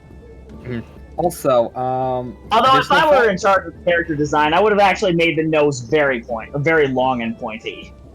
so the monocle actually has some spectacles for them to be placed on there properly instead of Yeah. almost falling off. That's actually something I like to do with my art style, is I like to give my characters very defined noses. They really shape the face. I mean, I'm slowly branching to different noses, and it's still not an easy thing to do. But when it does happen, I actually take pride on it. Oh yeah, it's a good thing to master. Let's see. Noses are a very great, really great definer of one's character. Hold on a second. I need to figure out how I basically. Oh right, Patreon tier 3. Okay. Actually, something to point out: my friend Masky, who plays Pika in the Mario D&D campaign, she actually used to give characters the same face syndrome throughout, well, everything. And I basically taught her how to break out of that by basically giving all of her characters different noses, and it did working. wonders. Yeah, it did wonders. I mean, let me actually bring out Loki real fast. No, not this folder. Stop going into that folder. So, By accident! would I be right in bringing up, well, who was it? Retro Foxhound's comment? Thought that the folder was your secret fur bulge collection. No! It's not!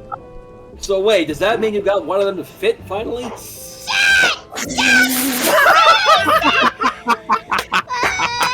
I know.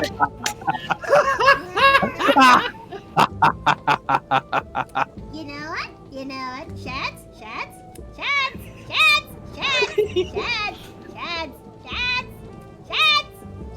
Yes.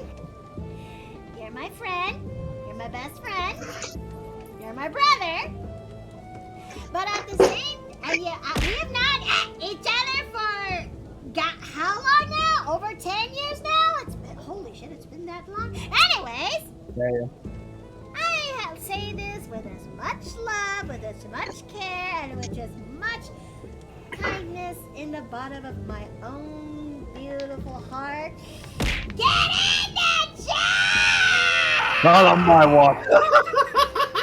Not on my watch. I was waiting for this. I was waiting for this. I am helping a brother out here. Oh, one other thing as well. With the addition of the Rhyme Reader Hunt, they actually brought in a workable sheet for the gun lance. Wait, really? They made a They made a gun lance in they made a gun lance in Eliana? They made a good lance in the Rise of the Rhyme Reaper. I followed if you follow their Twitter and currently they're doing a bunch of Elden Ring thing, which I'm not a huge fan of. I know, sue me. But Hold on, a gun lance? Isn't that just a bayonet? Not exactly. kind of. Because when I think of gun lance, I think of the gun lance from Monster Hunter, if you will. A very powerful lance that yes, it does the job, man, but you can also make it fire off gunpowder and bunch onto the monsters. And in Rise, you can actually and sometimes, depending on which game, especially in Rise, you can actually use gun lance to basically jetpack from one corner of the map to the other. I am dead ass serious. I have it right here, by the way. I just put it in TV chat, so.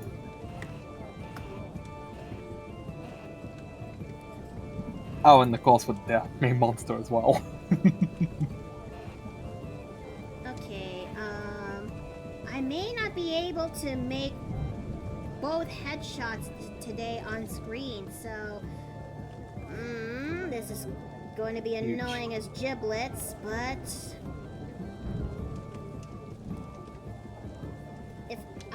besides, I also need to take account that I need to make dinner and I need to attend to the Planescape game later today because we're about a few sessions away to wrapping this season of the Planescape game so we can finally play Ravenloft again. So you can bring back your peppy goth cleric. I mean, yeah! Celine is basically one of my favorite characters for me to play. I mean, when I basically first made her for my ex-friend's one-shot that I never really got to showcase her personality at all because, well, let's just say it's hard for me to showcase her personality when there was already a much more bubblier character that beats it, that outranks Celine in a sense. And I do not throw shade to that the person who made that bubblier character. It's just the circumstances really made things harder for me to basically stand out. I mean, this is coming from. So when I got to play as Celine for Savage's game, which is Ravenloft, well, it kind of devolved into Curse of Strahd in that first season. Celine started off with looking like this, but slowly over time, she finally got her goth back, which is this. Yep. Yep. By the way, there's 5 for days. Oh. There's a redeem you haven't done in a while. Maybe. Okay,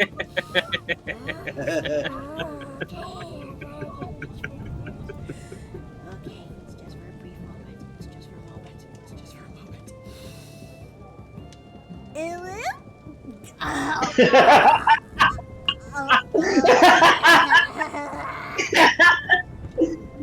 Your misery gives me life.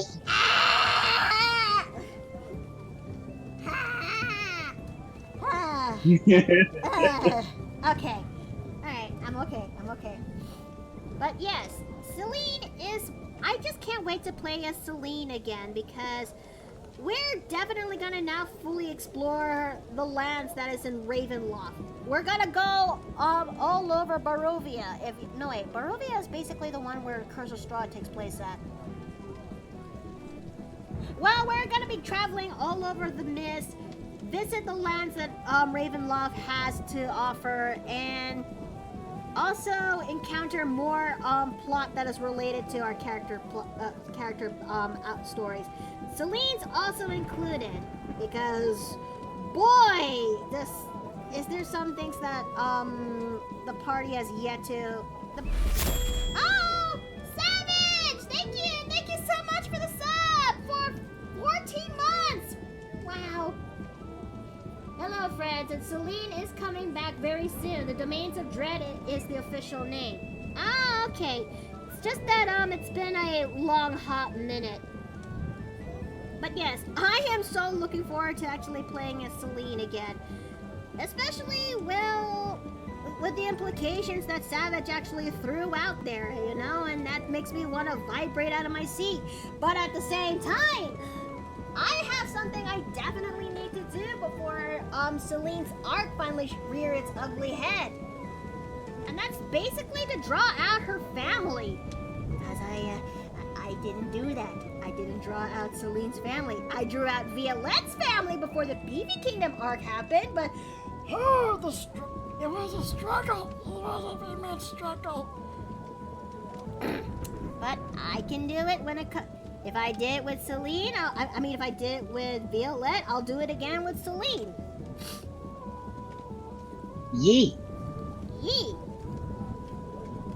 Oh man, my feet hurt. It feels so good to sit down. This tricorn hat is really messing with me, bro. But I am a pig-headed, stubborn woman. I intend to deliver for the sake of my clients. There's still time before we go back to Borka. And I am looking forward to when the day comes when we get back to Borka. So I definitely need to find time to this. There's so many things we should definitely do while I'm on a break from taking more commissions. Cause I am on my last commission of my current threshold. And then we're gonna be taking a break before I work on the new commission. So during that time span of a small break, there are things we should definitely do together. One of them one of them is basically drawing out the patron rewards and bunch. The other is drawing out characters with their new drip, especially regarding towards Mira, if you will, because in the Planescape game that I'm a part of, she's got herself new armor that I've really been itching to draw out. I just haven't found time because things have been so busy.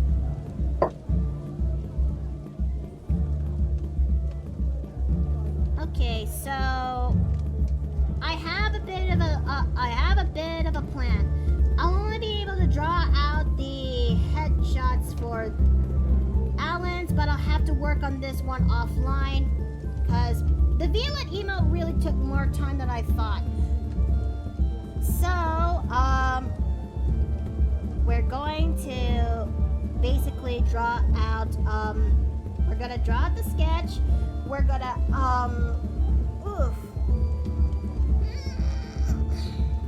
we're gonna draw out the sketch. We're gonna finish one headshot, and possibly around and I'll work on this one offline, if you will, because there's so much time. We're running a lot out of time. That Violet headshot took up more. That Violet emote took up more time than I thought.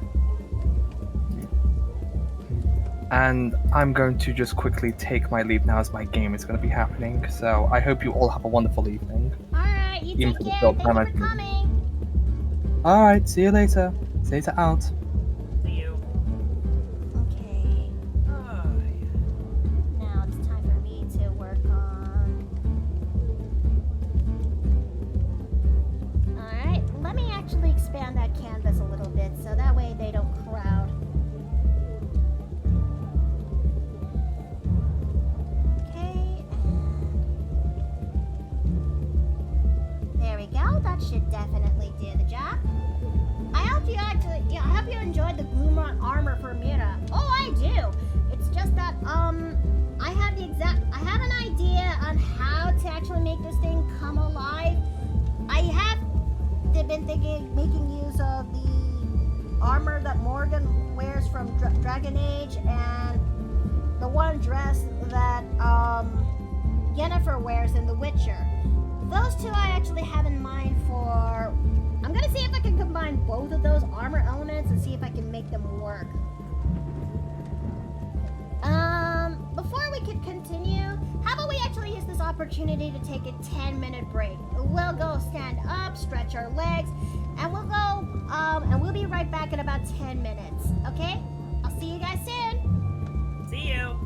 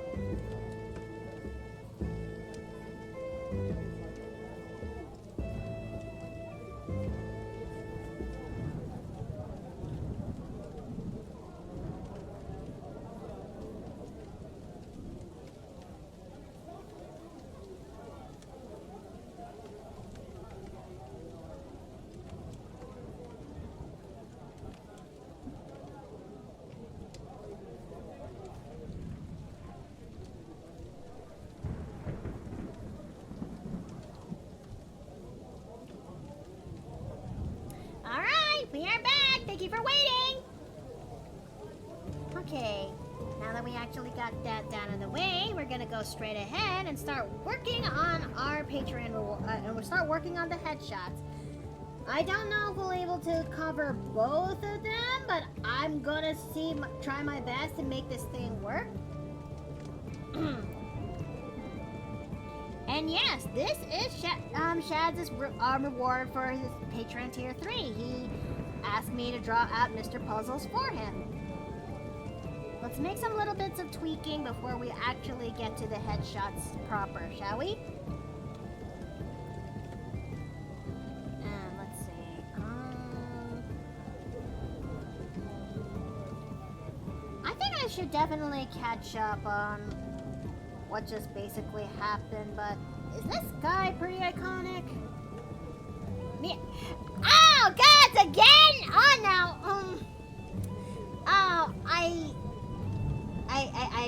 There I go. I finally unmuted myself. Comment on that? I just wasn't sure if I should DM you or. It happens. I was completely unaware.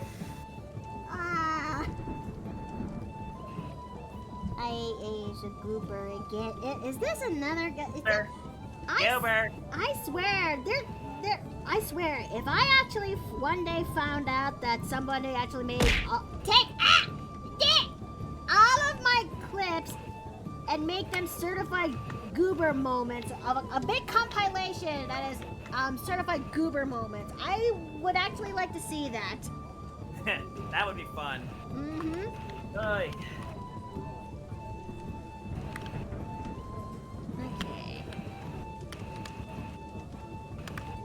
Okay, so let's see. He's got a pocket in this side over here. Wait, what am I? Oh, right, it's a different color. Okay. All right. Now that looks okay. That's the easiest tweaks I've ever done. Bro, just doing this character is the easiest thing I've ever done. Yeah?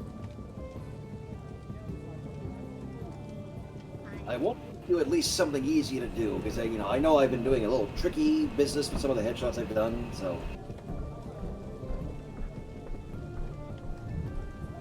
Well, it has been very, very. It's a surprise, but a welcoming one. Mm-hmm. Oh. That I also have to admit, I love seeing these sorts of characters in your style. So. Aw, thank you. Seriously, your style is something to be admired. What he said. Okay. Well, I almost forgot to increase the canvas, so that way it'll look a little bit easy to look at. So.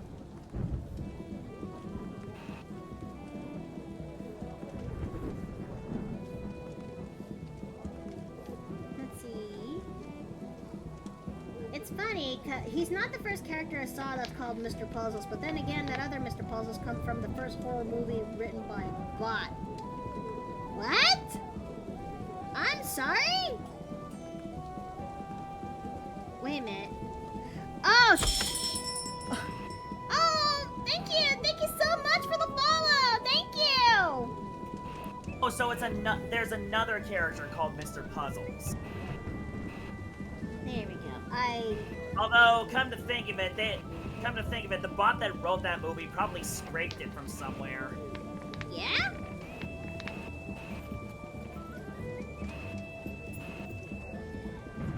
Okay, let's see. I just realized that I did not use the proper pen for the job, so I had to quickly change it. Which I am actually grateful for, but at the same time, I'd actually freaked the giblets out when I found out I've been using the wrong pen. I mean, it's bad enough if I go in the wrong layer, but the wrong pen is a different story. Yeah, because you can't just swap it out, even if it is a vector layer. Well, you kinda can, but there's some caveats that comes with it. And there it is again. I'm not using the right pen. I have to. Okay. Brush shape, Mickey's pens. There it is. Cause my pen is just a copy of the G Pen that is available in Clip Studio Paint, but I made some slight modifications on it to actually give me the better, sharper, to give me a bit of a sharper contrast onto it. Not contrast, a sharper edge to it, if you will. Speaking of, do you mind sharing with me your pen at some point? Well, I could try. It's just that I don't know how to basically import, tools, you know? I'm pretty sure the Clip Studio Paint lets you export pens. Okay, I'll see what I can do. Okay. But again, this is just, it's just a basic change on the already pre-existing, tool that is from Clip, so... Yeah, it's not as super flashy, but it's a pen that actually works well for me and how I actually draw out my art. Sensible.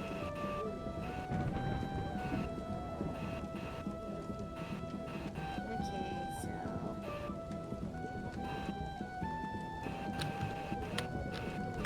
where is it? How often do you actually see characters wearing bowler hats? So it's a surprise, but a bit of a welcoming one.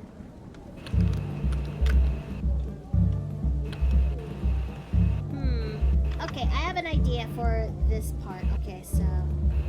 His antenna? Cause, I'm gonna go for the thick method, then I'm gonna switch it, switch it down to make it, a little bit smaller. Because that way it helps make I'm doing this because it helps make my workflow a little bit faster. Nothing wrong with that. But what do you think of the progress of this one so far? I know it took a while for us to get here in the headshots, but I do appreciate the patience. No, I'm a patient sort. Thank you. But I'm liking it so far. Thank you.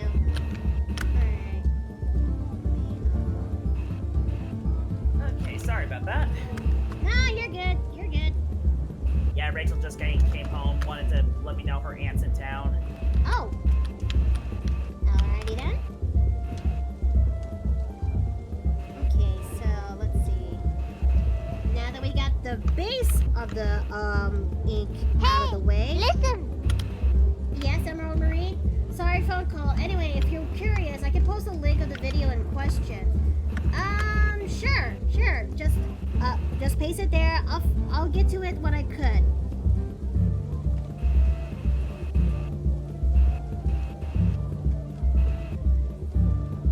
Okay, let's go ahead and start cleaning up the let's go ahead and start cleaning up the process.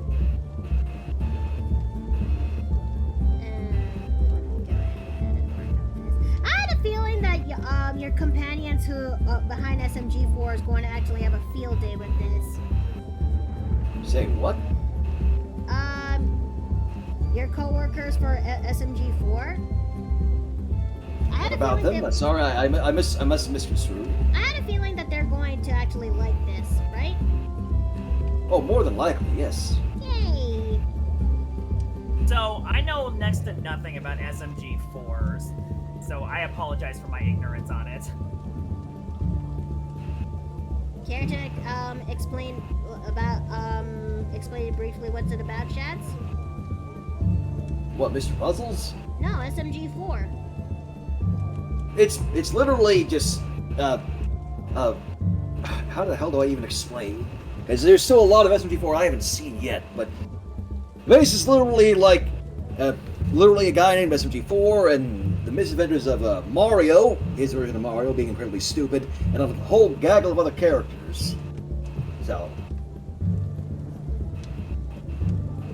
that's the most basic explanation I can give, because it goes a bit more complicated than that if you really want to get into the story.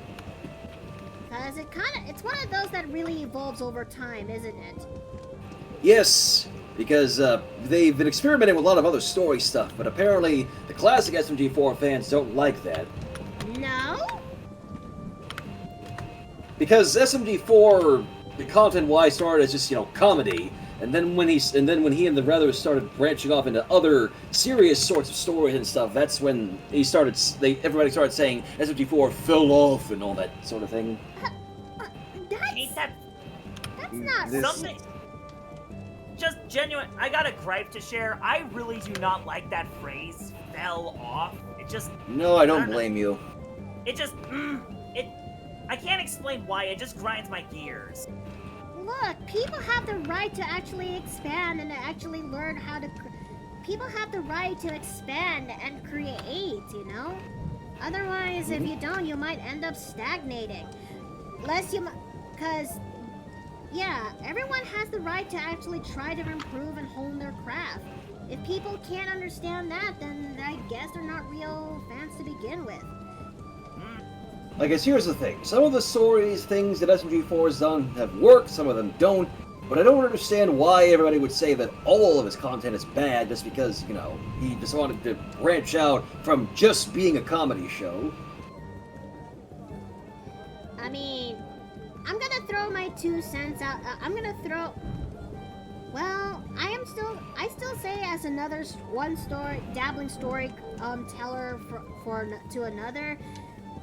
The SMG4 already has my respect for any attempts to try to go for storytelling, regardless if it's basically strictly comedy to that of the I never saw a single content, but when you actually put it that way, I kind of have a little bit of more respect for that. Mm-hmm. And I feel like if your life is all comedy, then you lead a pretty hollow life. You gotta have something to fill it out. You know what I mean? You gotta have some level of variety, or try to practice, because that's basically what a creative does. You can't really stagnate. You gotta improve. You gotta also dabble, lest you might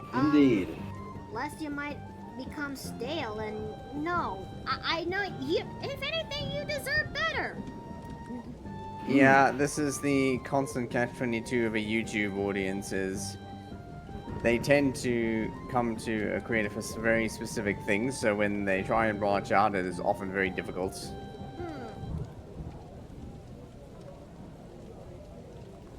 And yeah, as someone who actually wants to tackle on storytelling purposes, some of them have to have serious undertone, have to be serious because the undertones are pretty heavy out there.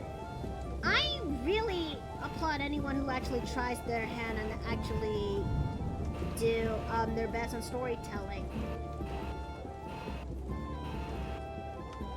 But yeah, cards on the table. Let me throw in there as an example, if you will. Yes, in my heyday in YouTube, my Gmon animation is not entirely the best. Most of them is just black comedy because, well, Scouted was a thing, and I don't want to go through another can of worms in explaining that. But there has been certain areas and points that I do want to actually explore. That Hello. Yes.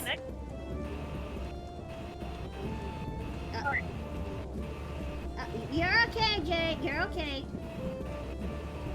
And there has been certain lore aspects that I actually have hiding underneath the dress that I'm wearing. That is the layers of the Scouted lore that I want to explore.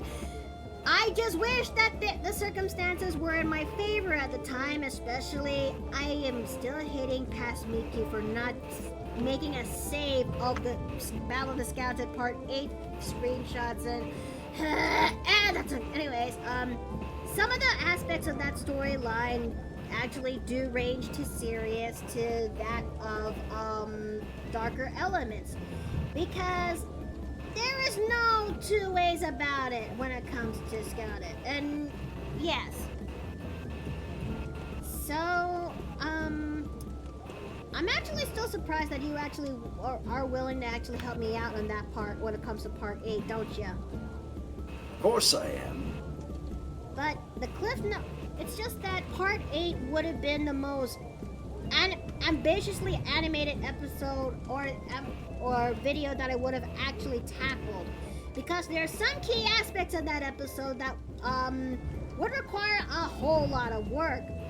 More specifically, that there would have been a significant moment in that episode where Fiametta, for context, Fiametta is Shaz's character, basically just had to use the power of Sony Vegas, the program I used to edit that episode, to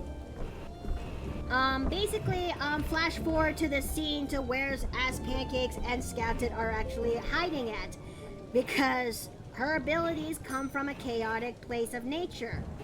And when Shads actually saw those cliff notes, he had to take a double take.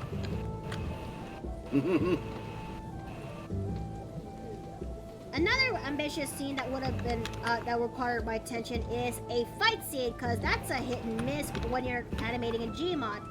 And basically listen. Yes, Emerald Marine? Is chat okay?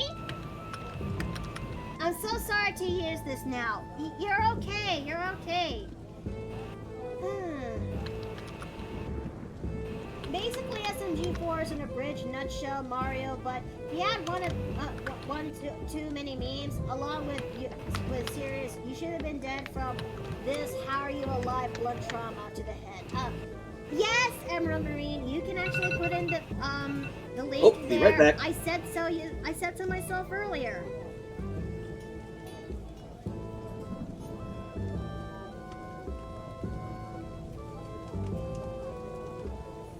Well, I did say so earlier. Feel free to actually show it, unless maybe Twitch had placed in another ad the moment I just said yes, go ahead. Because if that's the case, I am so sorry. I know, I just wanted to double check. And that's fine. That is fine.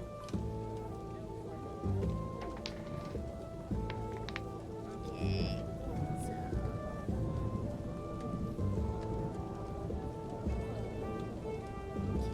So we are almost done with this.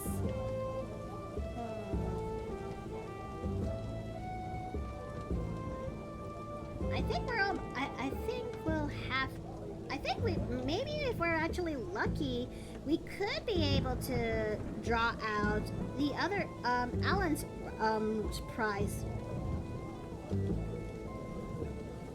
For a second, you said Alan Wrench, and I'm just like, wait, what?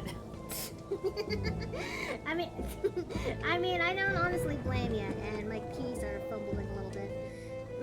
It's just that the reason why I'm actually a little bit I'm keeping an eye out on time is that I got to make dinner very soon, so I can actually have time for the Planescape game that's coming up shortly after. Understandable. Sorry, the first one is timestamped. It's fine. It's fine. Looking so good so far for Mr. Puzzles. Thank you. Thank you. Okay, so we're gonna go ahead and make the collar piece over there. I think the key takeaway when it comes to storytelling, once again, is make something that makes you happy, if you will. Because if experimenting on different story mediums in order to actually hone your craft as a storyteller makes you happy, then go for it, you know? Everyone deserves to actually learn to love and hone their craft. Okay, so we're gonna go ahead and do some last minute tweaks and fixes, and I'll take a look at that link when I'm able to, but thank you. Okay.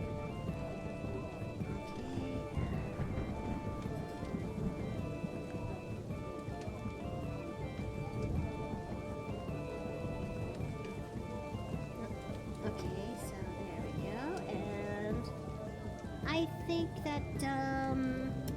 We're gonna have to do the last bits of tweaking here and there. And no.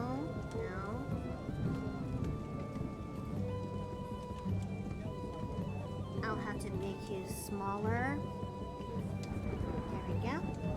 And let's go ahead and no. Wait, how big are these? 7. Okay. Okay.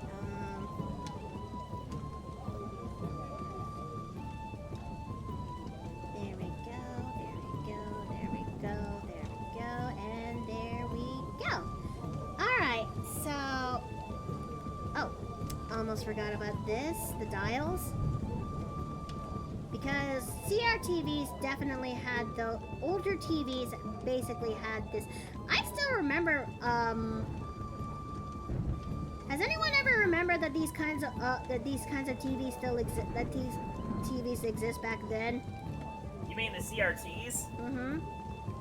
Cathode ray tube televisions, yes. Ah, yes. Honestly, it feels like such a blast from the past to see these things. Yeah, I remember the one we had in the back of our house for a long time was an old radio analog CRT set, which had one dial for frequency adjustment, and the second one adjusted the amount of color in the television. Even by then, that was like the early 2000s. It was a relic from the past. I still remember Yeah, Grandma used to have one of these. I think if anything, I still remember the older TVs that allow you to actually play the VHS tape that you could just slide in there, you know? I miss those. If anything, Man, I miss VHS tapes in general. So do I. In a way I do, in a way I don't. They are... Obviously, I have a lot of nostalgic bias to them. The mechanical tape is large, cumbersome, and has a bad habit of sometimes getting unwound and eaten up by the device. Anyone who has who ever used an audio cassette tape knows exactly what I'm talking about. Oh. Ah, so you do know. Unfortunately.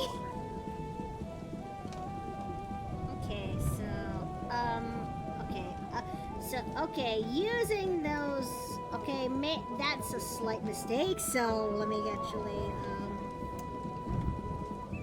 lower that down to 6. Yeah, that'll do. Okay. I still have my, honey! Yes, you still have your finder. I mean, that's not what I was trying to say, but okay. Let's see.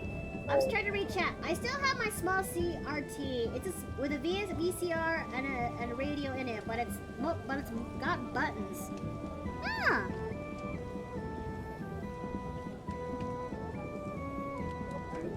Yeah, I remember I inherited my mom's CD player / radio set combined in my room. Massive thing.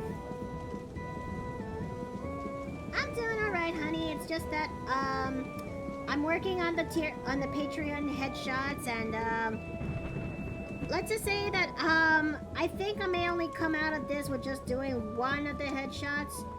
The other will have to be done offline. Let's see, and the bars over there and the bars over there are basically thin lines, so 1, 2, 3, 4, 5. Wait, 1, 2, 3, 4, 5. Okay, 1, 2, 3, 4, 5. There we go. Gotta be a little accurate. Okay, and... Holy shit. Speaking of old shit. Baby? I just saw an old station wagon on the road. Oh! Looks like the thing has seen better days, but it runs. Wow. Is it an old beetle? It's not a Beetle. That's a station wagon, hon. Think Christmas Vacation. Never mind. Oh, that! But still, I like beetles, okay? I know you like Beetles. Listen, we love beetles. Beetles are fun. Yeah! They're also big roll cages. No! They are. No! They are, but we still love them. I feel like I can make a very dark joke, but I'm going to resist the urge. Yeah. I will say though, a Volkswagen van is extremely classy. Look, Volkswagens are good cars. I remember my neighbor used to have, we called it a VW Combi, basically a Volkswagen minivan. Like half a minivan. It's minivan's not the right term for it. It's a mini bus, excuse me. Hey, Yeah, we used to call them combis because they were almost like combination cars and minibuses.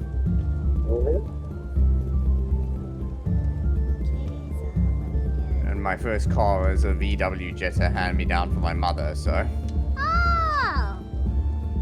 very reliable car. Even if the steering bar gave out on her once while she was driving down a mountain. Oh! oh, Yeah, manual steering is not fun. but it's not. I've done manual steering before. Let's see. Wow, I'm almost technically done with this guy. Sort of. Sort of, yeah. I take it leftovers are on the table, hon? I'm actually. Ah! Ow! Ah!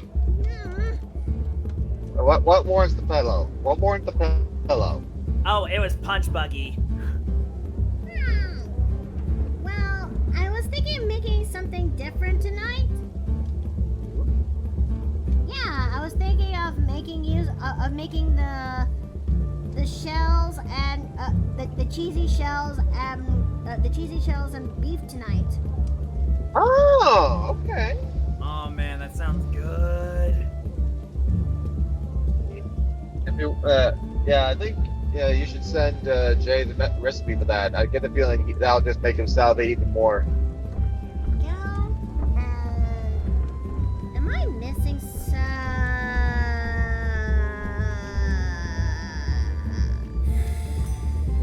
Pick. Well, what's the matter? What does it say over there underneath the TV? I can't tell. I'm on the Well, road. it says Puzzle Vision. Okay. I don't know if I can find the right text for the job, but I'm gonna try. Okay.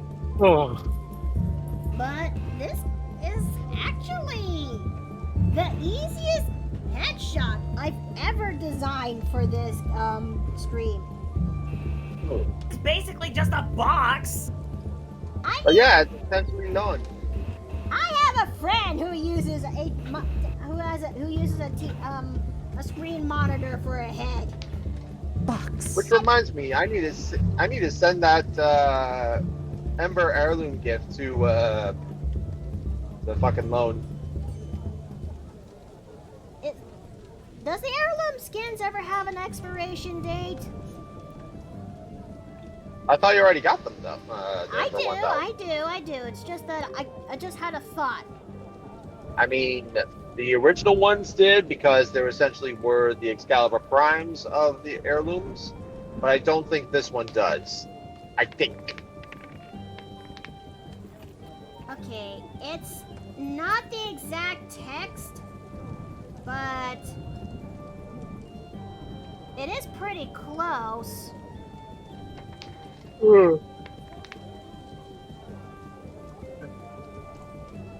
Chats? It's not the exact text, but it is pretty close. Yeah, look, again, I'm not looking for perfection or accuracy. You know, just do your best. I know. It's just that, I just want to make double sure, you know? Of course. Okay. Wait, I have an idea. There we go. the bold is not really thick enough for the job, so that'll do. Ooh.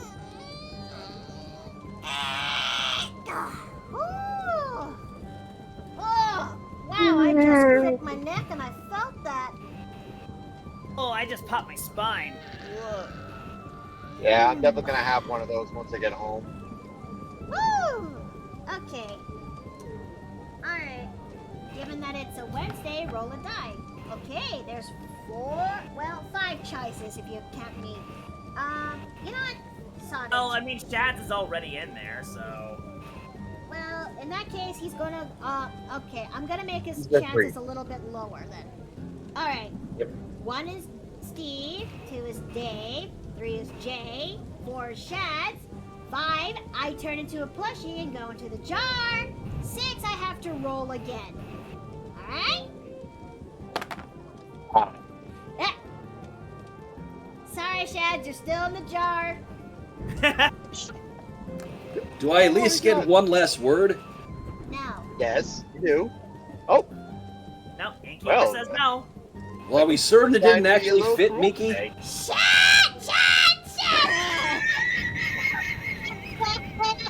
You know, I think that might warrant putting him in there upside down. Oh, that's actually an interesting change for. Oh, that's not a bad choice. So. No, that's horizontal. No, I floor.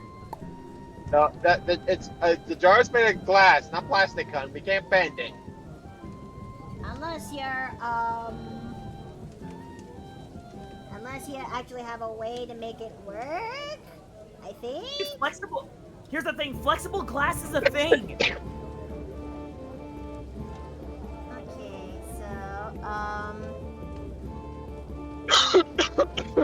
okay, PT3 Shads. There we go. That's Shads is now Shads' reward is now done. And do I have enough to basically make this?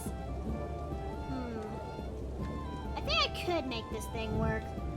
I'm gonna try, but I can't make any promises that will be done by this. I think at best we might finish doing the ink for him, and that's it. Cause I'm running on a short schedule here.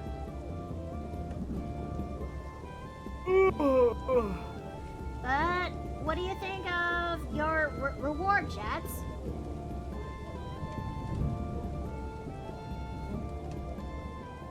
I'll take that as I'll take that as a yes.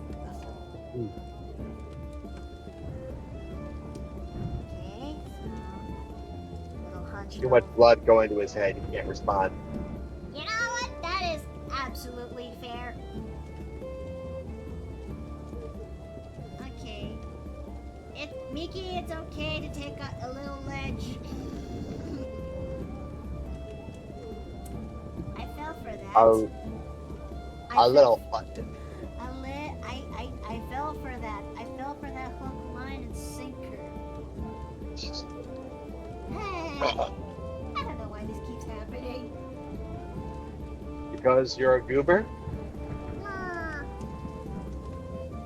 Well, am I wrong? no.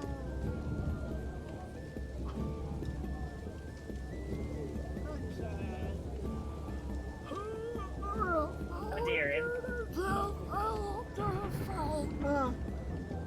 And with that, I gotta go use the restroom. I'll see you guys later. Alright, take care. We're gonna extend the feather just a little bit. And make a quick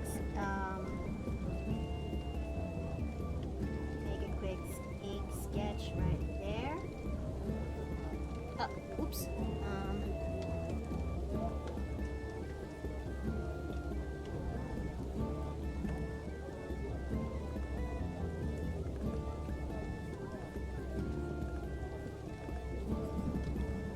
But yeah, I am really looking forward to doing the month of August for what needs to be done before the month is over. Cause come by later this month. We're finally gonna we're gonna kickstart swimsuit month by actually drawing to one of the girls who actually won for that said month, as well as the chosen swimsuit that comes with it. As for the girl, I'm not surprised by y'all's choice. I am surprised by the swimsuit, though. I'm actually surprised too, because one of the swimsuits is much more ideal for her than the other, but I guess what can you do? Okay, so let me actually lower this thing down so I can actually get that feather.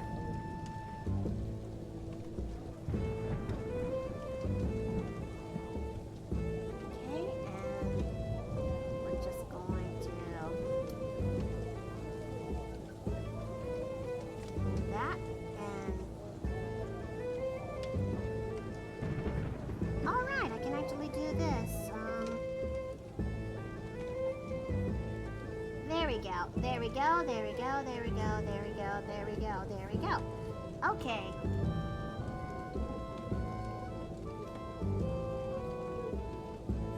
Okay, so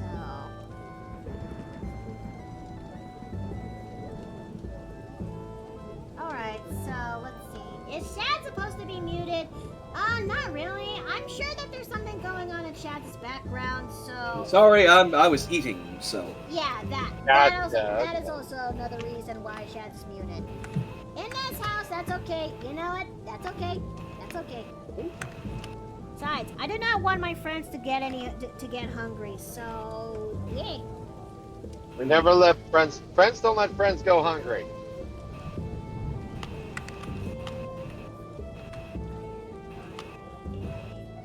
Alright, so okay, this is okay.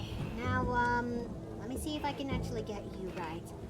I don't know if we'll actually get, I think at best, we're only going to,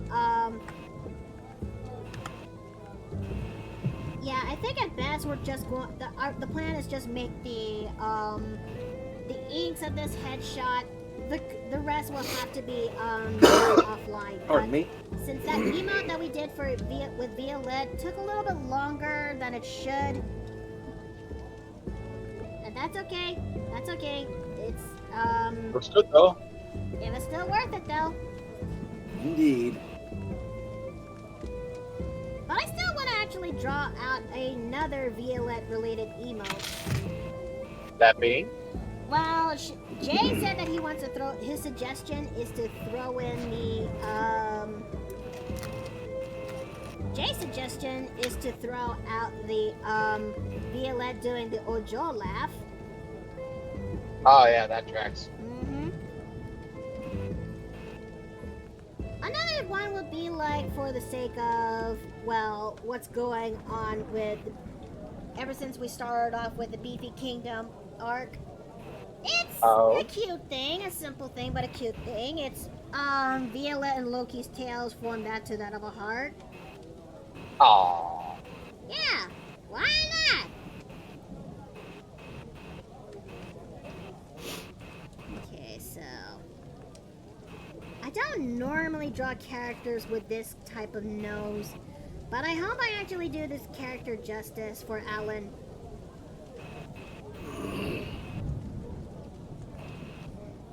And besides, this is an elderly character. Something I never really draw out often, you know?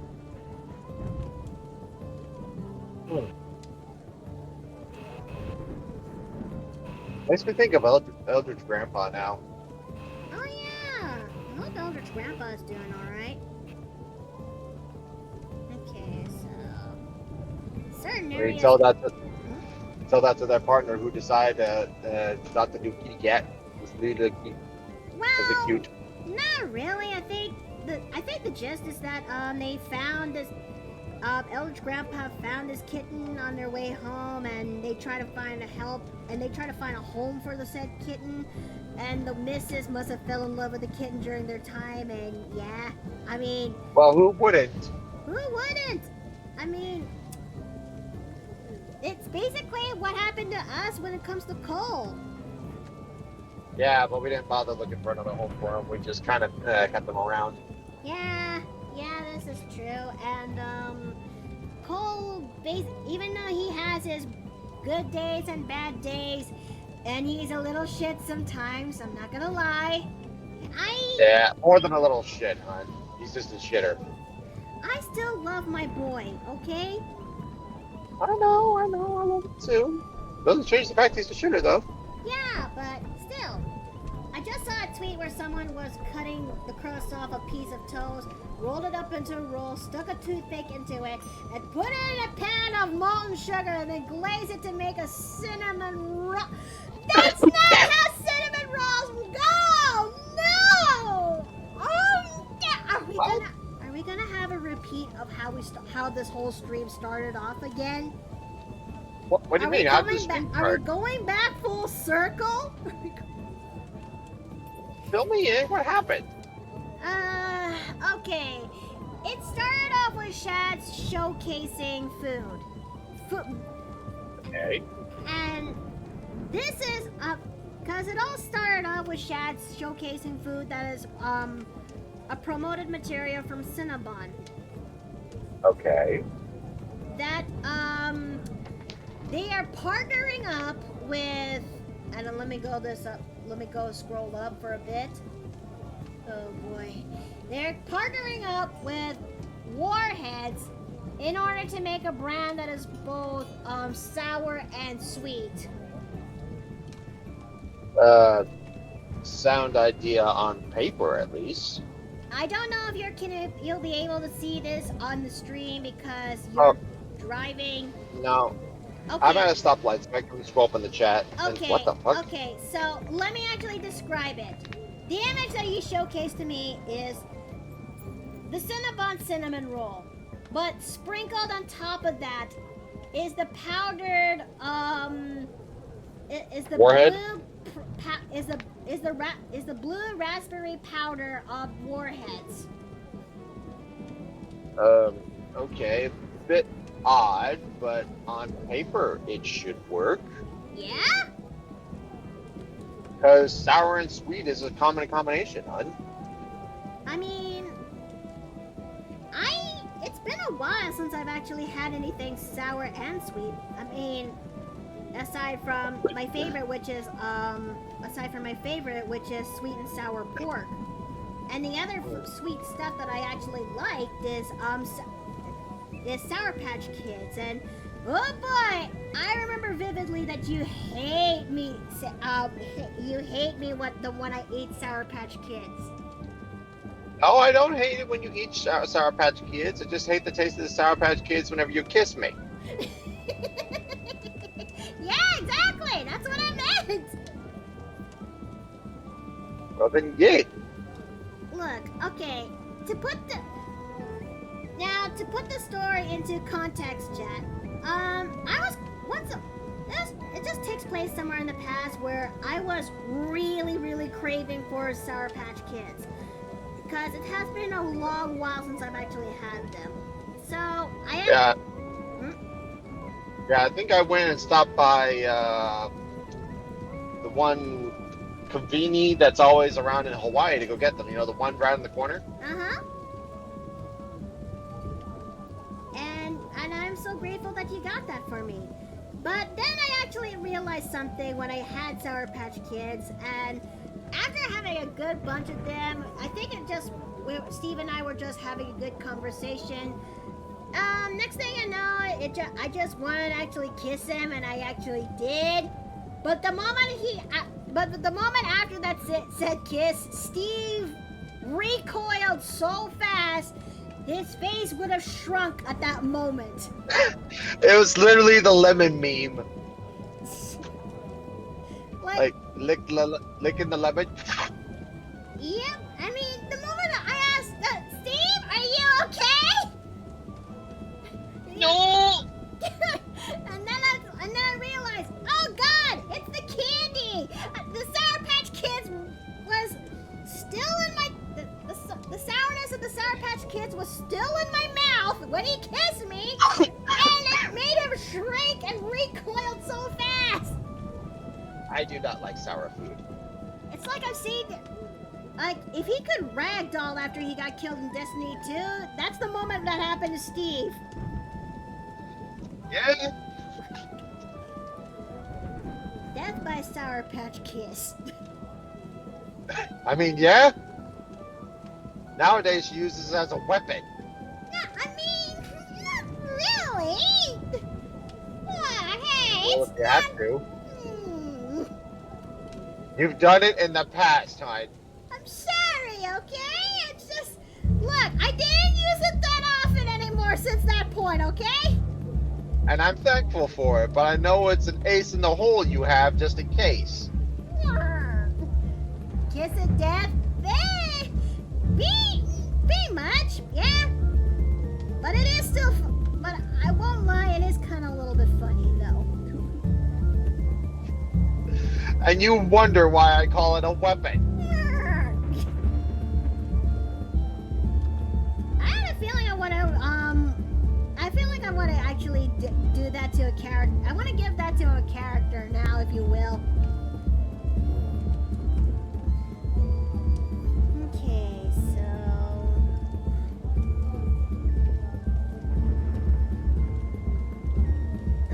let's see. Do I how much time do I have oh, fuck. Okay, shit. Okay, alright.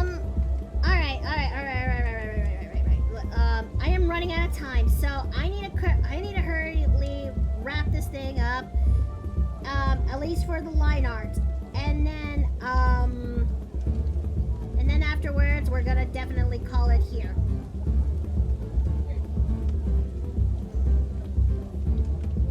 So, let's see. Okay, I guess that looks pretty good. I should definitely give my character that they have a liking for sour foods. I just don't know which one for who will actually fit the job the best. Volante. Belante as with a fan of sour foods. Think about it for a bit. I mean, I think I can kind of see it. It's a joke, hon. Oh!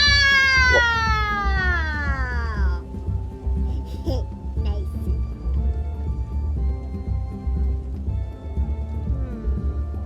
Wait, in that case, she wouldn't be a fan of sour. She'd be a fan of bitter.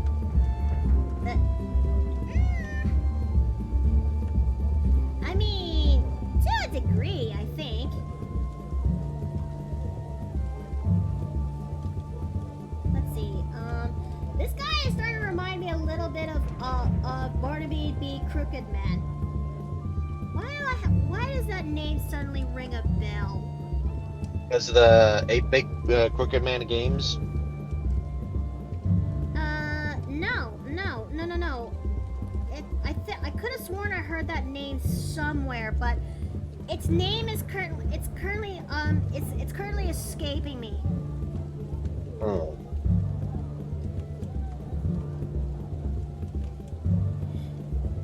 Let's see. Wait, are we talking about Wolf Among Us? Because that's the one thing that actually comes to mind. Man, I would love to play Wolf Among Us. I remember getting to play it far, but not far enough to finish it. There's certain chapters in that game I never got to finish. Oh no. Okay. I think that what sometimes when the mood strikes at her, I think I could see Alice actually enjoying sour sweets.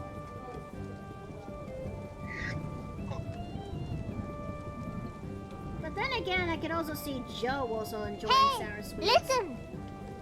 Didn't you have that Joe one fit cartoon too. version of Babes in Toyland, the one where Barnaby was the villain? Oh, okay. Okay.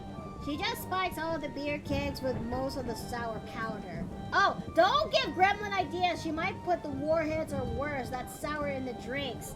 Oh dear, no. Oh God, no. That's terrifying. listen. If she does that, I'm sending her into the ocean without the floaty. No, honey! Don't! She needs to swim so she can live! And I need to have not sour things inside my drink so I can live. Hmm. Let's see.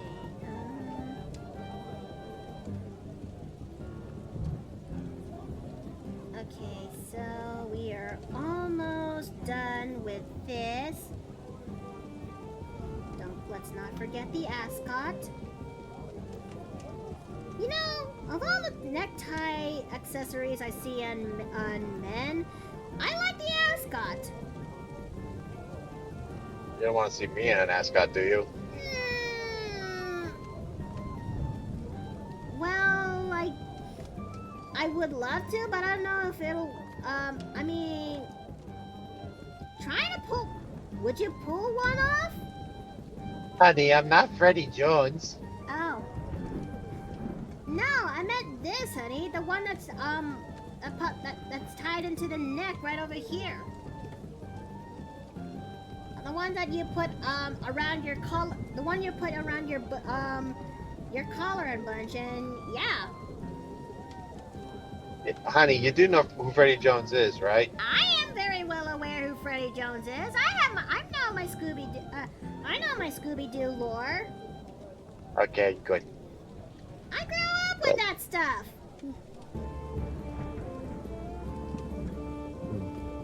Okay, hold on a second. That collar was a little bit wrong.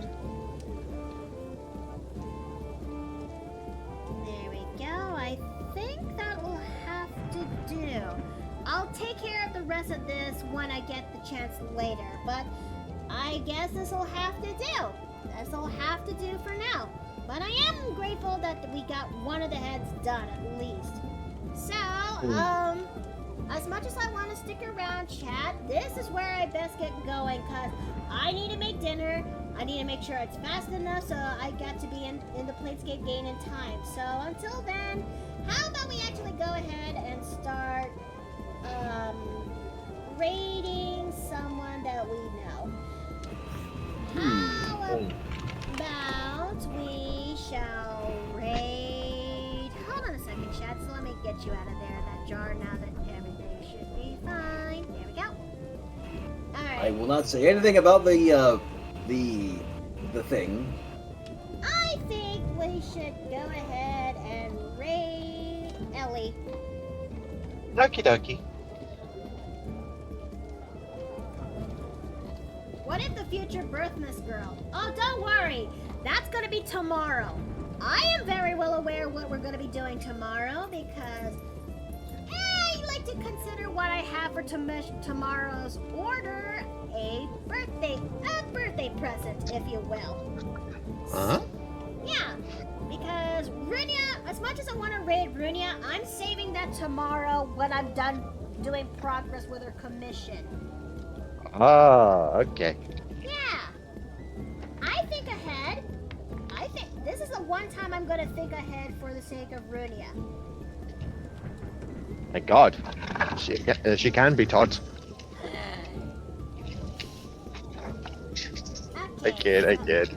Make sure you guys copy that raid message so that way we don't forget. And with that, we are going to be closing up shop. I truly do appreciate that you guys came by here today and watching me draw out for today's stream. But this is sadly where I got to go. Make sure, I hope to actually see you guys tomorrow where we're going to draw one more commission order, which will be the last of my current commission orders before we go take a break and work on the new commission orders. But until then, this is where I gotta go. May all have a good night. May all eat well and rest well. And I'll see you guys next time in the Paper Plane Inn.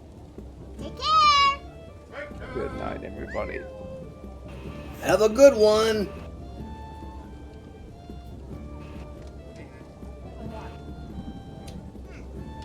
Aww.